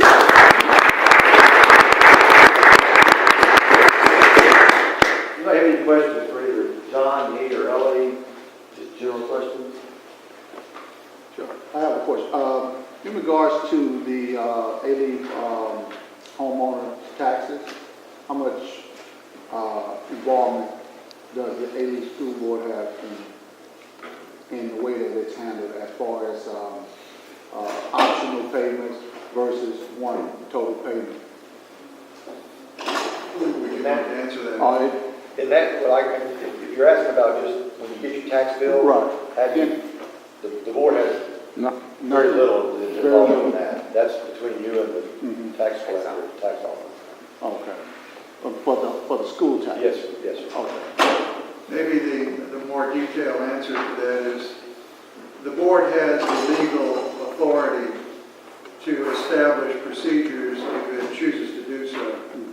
But typically boards delegate, as the superintendent says, to the administrative team the decisions on how to do that, and boards usually only jump in if they perceive that there's substantial unhappiness in the community in the way it's being done. I mean, our tax office has procedures, and some of them are policy, some of them are board driven, some of them are just district regulation driven. But that's typically not a board function unless it becomes an issue, like John said, unless it becomes an issue which they want to get involved. Oh, and I mean, just give a little background. The reason I asked that is because there are several homeowners, and there's other communities or districts where when they pay their school taxes, they have the option to pay installments or pay one lump sum. But with Alief, it's just one. It's always one lump sum, so they don't accept installment payments. And that's where I was going with that. I'll say that, I received my bill, I think last week, so you can start paying now. Right. HB, I got some money questions, I guess. I think the reputation of the school district has been that bonds in the past have been well received by the public. And has a bond ever been defeated, a bond issue? Dr. Anderson, has Alief ever experienced To the best of my recollection, we've never lost a bond. I didn't think so, but I haven't maintained a lot of continuity the last several years. Is there envisioning a bond need in the near future? I don't know what the near future and the future they're going to be. Part of, and it's not really with the goal of creating a bond recommendation to the board, but our long-range planning committee who starts meeting, typically that will come up. You know, someone will ask. We have not talked to the board about that. We have not had any discussions on any future bond. We are, from the 2003 bond, the last bond referendum was 2003, I think we have roughly $35 million left in that, from those proceeds from that bond referendum. But I will tell you that in the foreseeable future, maybe not the near future, but the foreseeable future, we'll have to start having a conversation about. Is it pretty much for rehabbing as opposed to new construction, or? Yeah, and Alief it will be. Okay. And then one of the things that might be interesting, maybe from the board perspective or possibly from yours, is breaking down the budget. I mean, I was flabbergasted. I've probably known this for 20 years when I had a conversation with John, that about 90% of your budget is personnel. And to kind of get a real good feeling for, you know, what does it take to operate this place, and what is overhead, and why do people complain about administration costs, and what are they? And I think there's a lot of stuff out there, perceptions of people saying, well, gosh, you know, I'm all for it if it's going to the classroom, but if it's going to line the pockets of the administration, then I'm kind of against that. So you're always playing that public relations push-pull. And so that might be an interesting topic to bring forth sometime this year. And we are, and it was one of the topics that was mentioned on the reason I didn't do it the first or second meeting is because I did not want to start this relationship up. Right. I really didn't. I didn't want to start talking about how either we don't have enough money or we don't. But yes, my plan is, my thought is in January or February to start that conversation, because we will start our budget conversation as far as a district and a board. We will start discussing that. But yeah, we'll try to do like a school finance 101. Okay. This presentation, one of the prize presentation, is a privilege to be exposed to. I must tell you also that the first speaker, Dr. Jones, makes a key statement about changing instructional strategies or adapting instructional strategies to suit the changing demography. The question is, when there a dilution of standard, are we able to maintain rigorous academic standard in spite of the changing demography? Can you please address that? The fact that you change. Right. Yeah. Well, let me answer it this way. The standard itself, the academic standards, if you want to get specific to subject area or grade level standards, since 2003, our standards have been set forth by the state. And they're called TEKS, T-E-K-S, Texas Essential Knowledge and Skills. So the actual standard, in other words, what are we required to teach? And what is the state, and I say the state because that's who assesses, and what is the state going to assess on? What are they going to test kids on? So the standard itself, I feel confident, and this is prior to me ever even coming on board, but I feel confident that the standards themselves have been have increased year to year, and there's test results and student performance results that can back that up. Now, there could be an argument, are the state standards high enough? Are the state standards rigorous enough? And that's a valid discussion. And that's part of why we have moved from tax to the new STAR, because the STAR standards are considerably higher. So as a district, Ms. Tomas, this is what she deals with every day. As a district, I believe that the standards have been increasing steadily over the last decade, and there's some evidence to support that. It's yet to be seen as to how we're going to progress over the new rigor, the higher standard, the more rigorous standard to STAR, because we're only 1 year into that. So even with the changing demographic population, that's the one thing that I've been very impressed with. I was impressed with this when I was even reviewing this district to decide whether I wanted to apply for the job. When I would look at the individual breakdown of student performance by what we call subpopulations, which is what we talked about earlier in our meetings, our black kids, our white kids, our Hispanic kids, our economically disadvantaged kids. When you take a look at how they score broken down by subpopulation, for the last decade that has increased, it's continually increased. The achievement gap between our high-performing white kids and at the time our lower-performing Latino kids or our African-American kids, that gap has shrunk tremendously. So that tells me, yes, the standards have been relatively high in this district for all kids, even with what John talked about with the change in demographic population. But it's being driven not only by the state, but in our interpretation, how much do we want to enforce that? Does that answer your question? I think you did some good job, like I said, because I'm still troubled about the fact that being part of the community college system, we continue to see students come from high schools still not prepared to do college work. And that is still troubling too. It's troubling to me. Thank you. You're welcome. Any other questions for either any of our board members? Let me say this. I worked in a district previous to this as superintendent, where I worked with the school board and I worked with the city council. And those two bodies, there were 14 of them, 7 on each body, had a vote on the budget, the tax rate, any bond referendum. And I will tell you from a community member's perspective, there's a huge difference between the motives and the desires of a school board member and that of a city council member.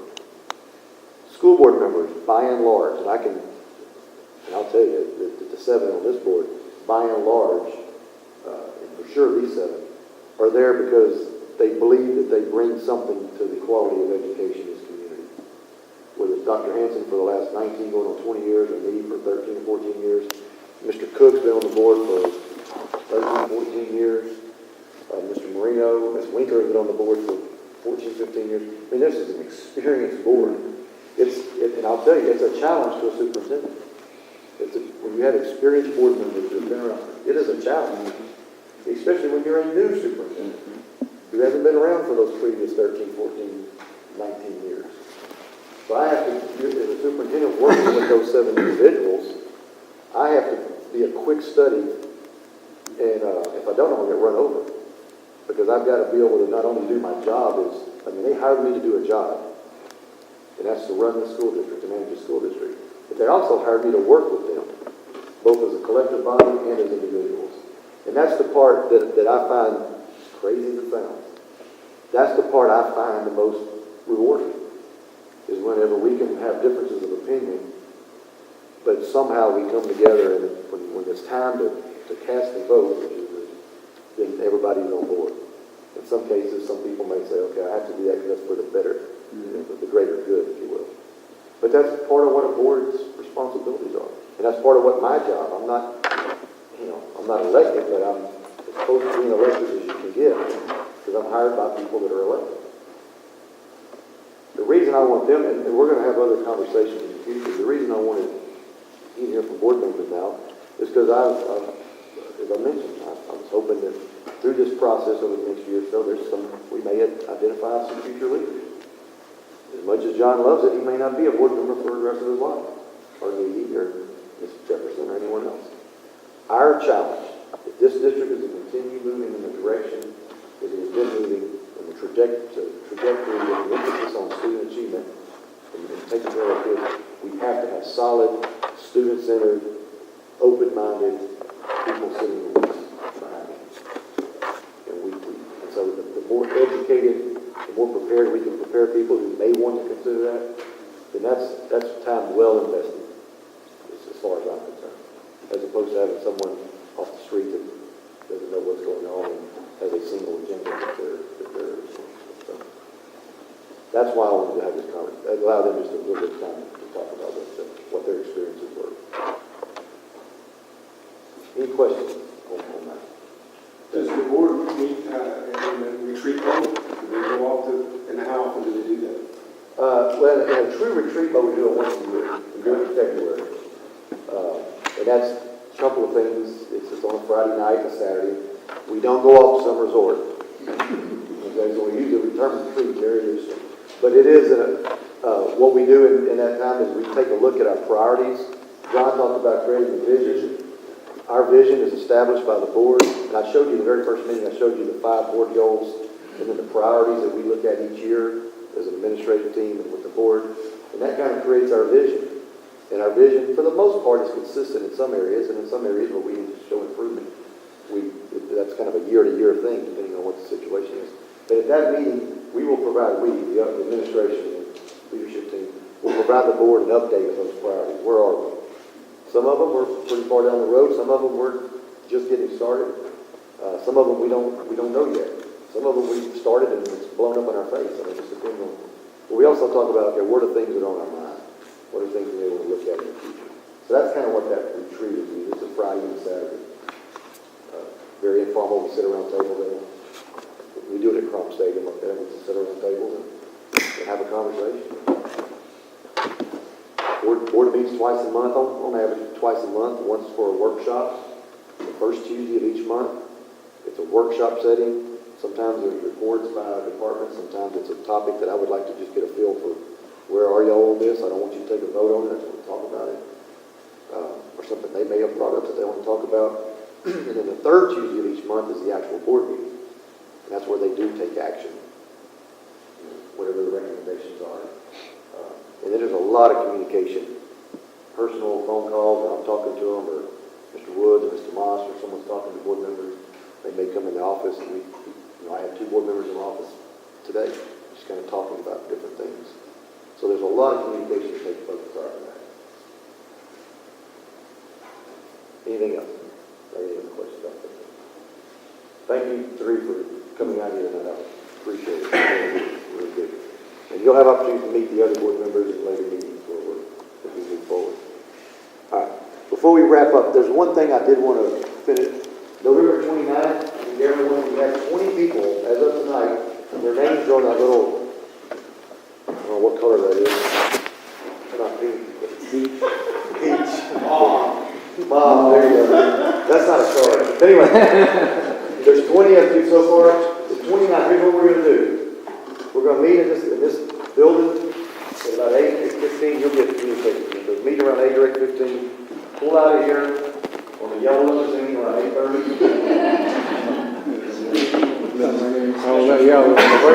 We're going to take you to a couple of schools, let you see some things that are happening in our schools. We're not going to stage it. We're not going to put a dog and pony show on.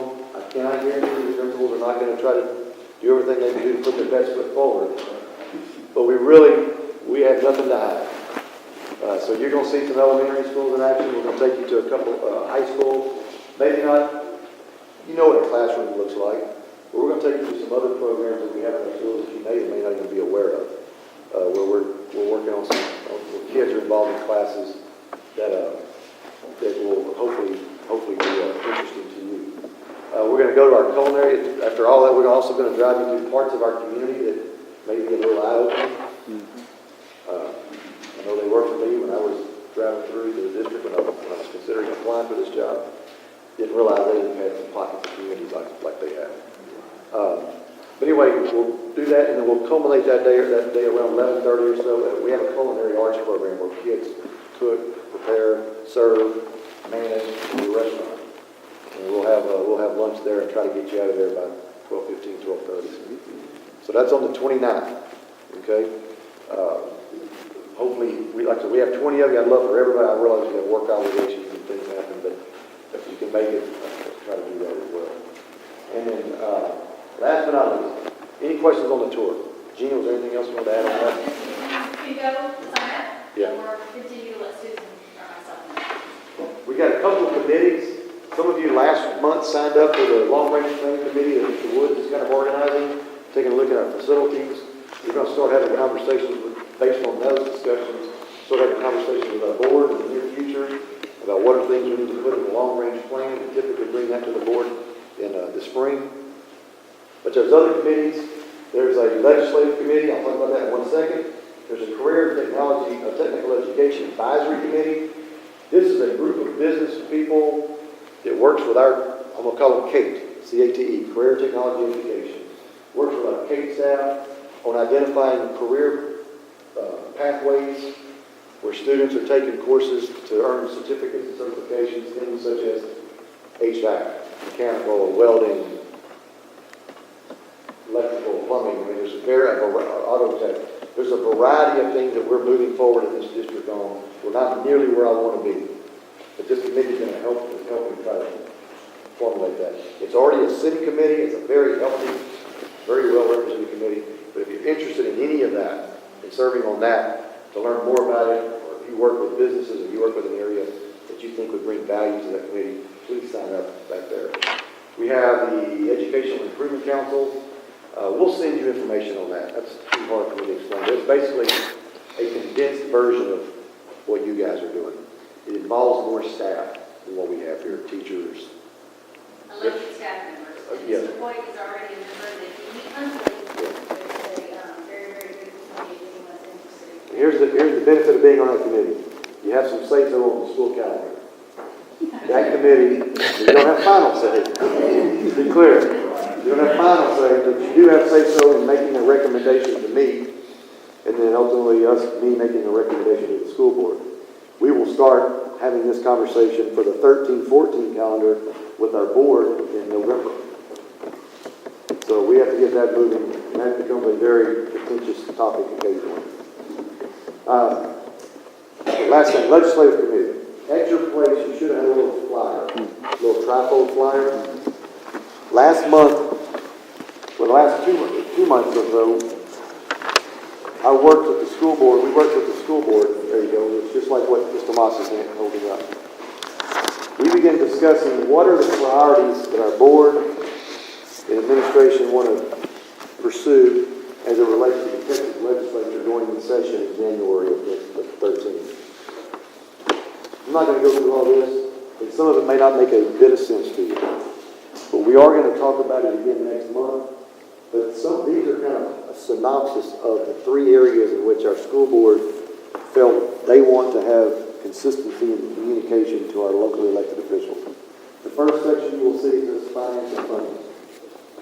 The second section is testing and accountability, which is student learning, the testing and accountability. The third is governance. And the fourth on the back you'll see is federal. Things that are happening at the federal level. So under finance, you just take a look at that. Those are the points that when we talk to our elected officials, and I'm going to talk more to you about this as we get closer to the legislative session, because I'm going to be asking, not only is the board going to take an active leadership role in communicating to our community, our elected officials, but I want to ask some of you that are interested in this and who feel confident to begin partnering with our school board and making your voice heard on behalf of our school district, or in some cases maybe on behalf of you in the community, but you as a tax-paying citizen need to be heard. And so we'll talk more about these. I wanted to give it to you now. This is a condensed version. Start looking at it. Please have it in your notebook and reminder so that when we come back, you have it with you. But we'll be talking about these in more depth and more detail as we prepare for the session. Any questions on that? Here's the only way it makes a difference, this legislative agenda. It doesn't make a difference if I'm the one bringing the message. It doesn't make much of a difference if it's individual board members bringing the message. It makes a difference when citizens are bringing the message. Because citizens are voters. And the only thing an elected official is, I shouldn't say that. One of the things they react to is votes. Mm-hmm. And I will go back to the meeting we're having Thursday morning. The reason we're bringing parents together to talk about testing, not testing to abolish testing, but the excessive amount of testing that's going on, is to get people who can have an influence on local elected officials. 100 superintendents can stand in front of the legislature, we get nothing. 10 moms stand in front of them, they get things done. Yes, sir. I was just going to say, be remiss if I didn't advertise a little. In 2 weeks, October 24th, the Alief Super Neighborhood Committee is going to have a candidates forum at HCC campus on Cincinnati. Ms. H.D. Chambers has agreed to be moderator. And also, at that time, there'll be, since it is on there'll be, I guess, a pro and con, I won't call it debate, but HCC bond. So that's October 24th. Is it the 24th or 23rd? It's usually a Tuesday, so it's 23rd. 23rd, I'm sorry. Yeah, it's 23rd. We'll We'll send the flyer out to this group, to let you guys, to let everybody know. That candidate forum will be between the House of Representatives, members of House District 149 and 137, and their opponents. That's Representative Bo, who's the incumbent, and his opponent, Ms. Williams, Diane Williams, thank you.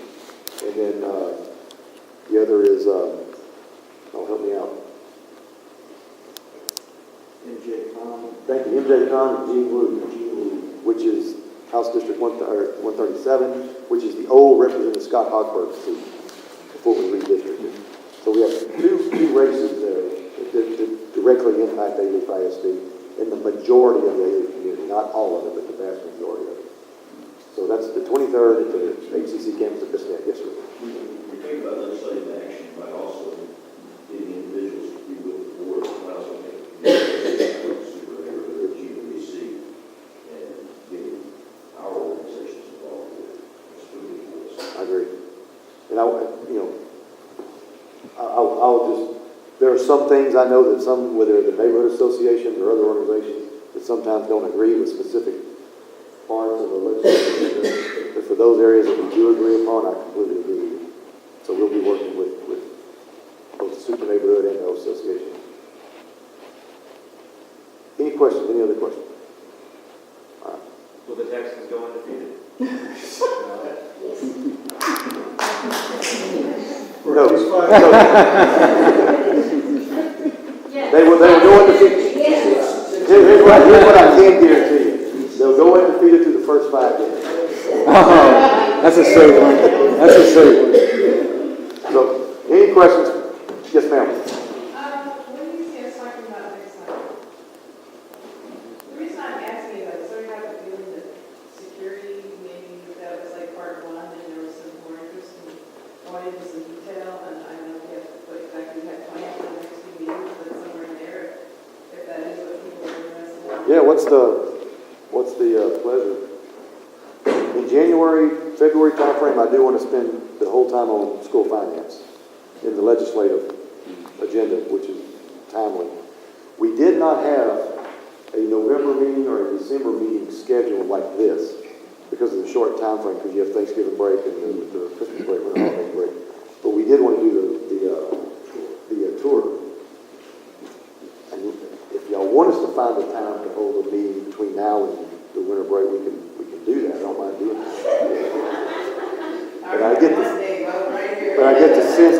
But to answer your question, I think we need to follow up on a couple of things. One, I want to continue the discussion on security as it relates to maybe just, may not be a full-blown hour's worth, but a little bit follow up on maybe what law enforcement does in our school district and some of the things they, yeah, exactly. Along those lines, I think the slant might be replaced between the school district and the community for food games and other issues. I think the district has done a shift itself to deal with the community as it really exists, not as it used to be. Right.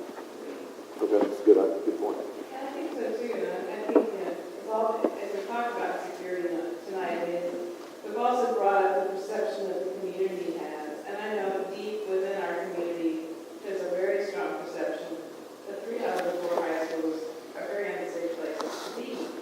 And that's not the message we're really hearing here this evening, but, I think we maybe as a group need more exposure to that information. We can impart some of that to the community, but it seems to me like one of the issues with Alief is really the image that we have. We do a lot of wonderful things. I mean, when you get the newsletters and you read what's going on with the campuses, what the achievements are, we get to know faculty on campuses. You're going, my gosh, we're so fortunate to have these people. And then you go to some of the events with the students, and you got other people in other areas of town. And we have the general community perception of us, and then we have the perception within our own community. Some of the parents who, well, I don't want my kid to go to that school because of blah, blah, blah.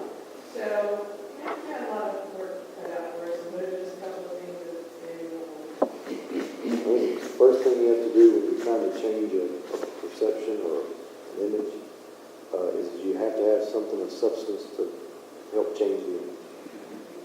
And we're developing, this district has always had substance. I mean, that's never been the problem.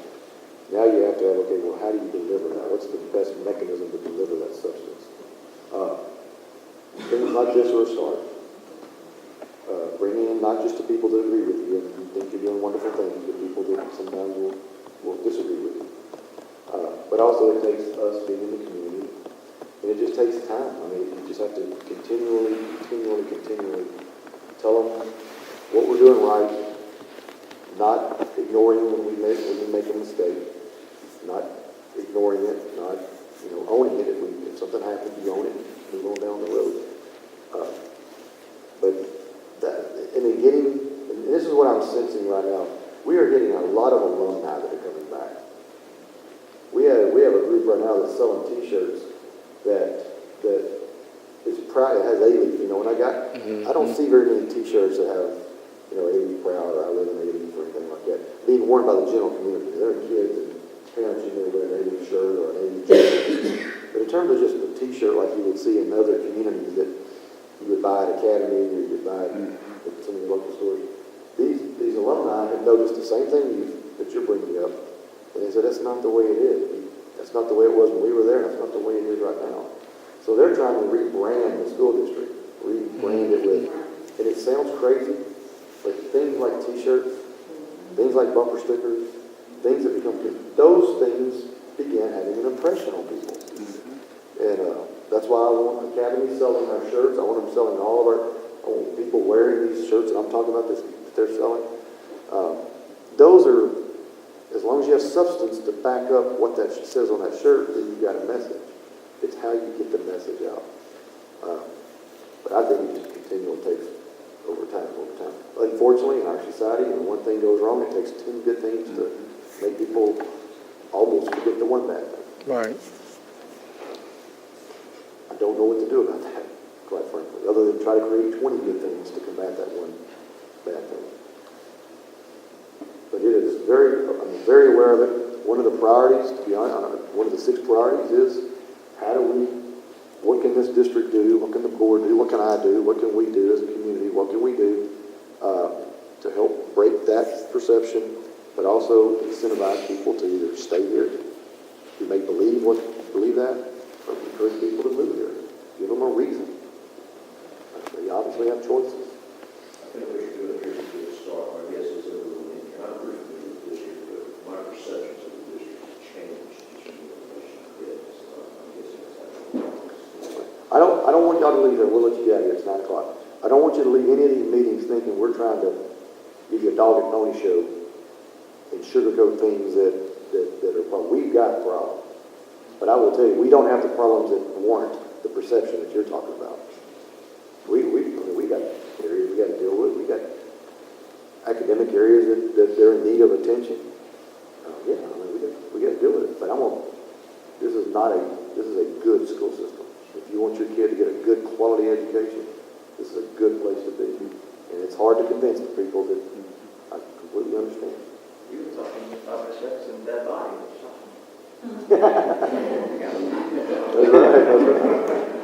So, and our purpose tonight is really to tell you kind of what his question was related to South Kensington. Because of the population has changed, it's become our job to teach prevention to our children so that they learn the difference between what is right and what is wrong. And we do that starting in pre-K so that we don't have to use cheap terms.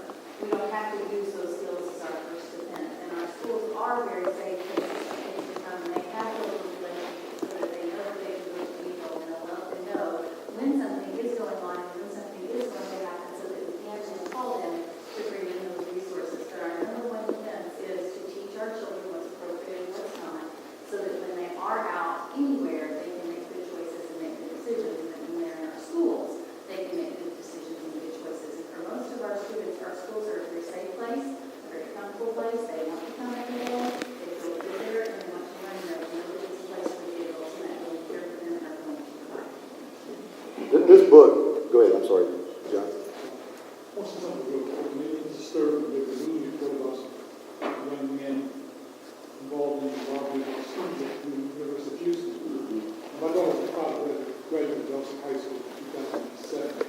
And I could not figure out for the life of me why it hadn't mentioned that these were 6 students or whatever it was, and I'm saying my daughter was like, maybe, and they gave me ages, the option, not still in Elsa High School. So why do we find it, I can't answer that question, so maybe somebody else knows the answer. Why do we find it necessary to point out the fact that these people have gone to Elsa High School? What difference did that make? What high school they went to, they're criminals, and that bothers me. That's the kind of stuff I almost feel like this is right every 10 years is being dumped on me. That's the feeling I'm getting. I don't know what's behind that. I really. That's the way that, don't get me started on me.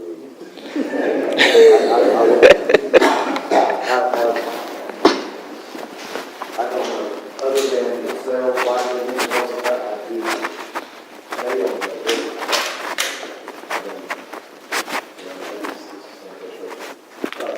Yeah, the thing with the book, is this community, you know what it is. It's James, our community, some kids, some community. That will be this, I learned this in a little bit about this. We don't have disengaged parents, like some may think. But we have busy parents. We really do. I think we've got, and I think what evidence of that is when we do have these events at schools at night, they are loaded, they are packed. They're can't find a place to park.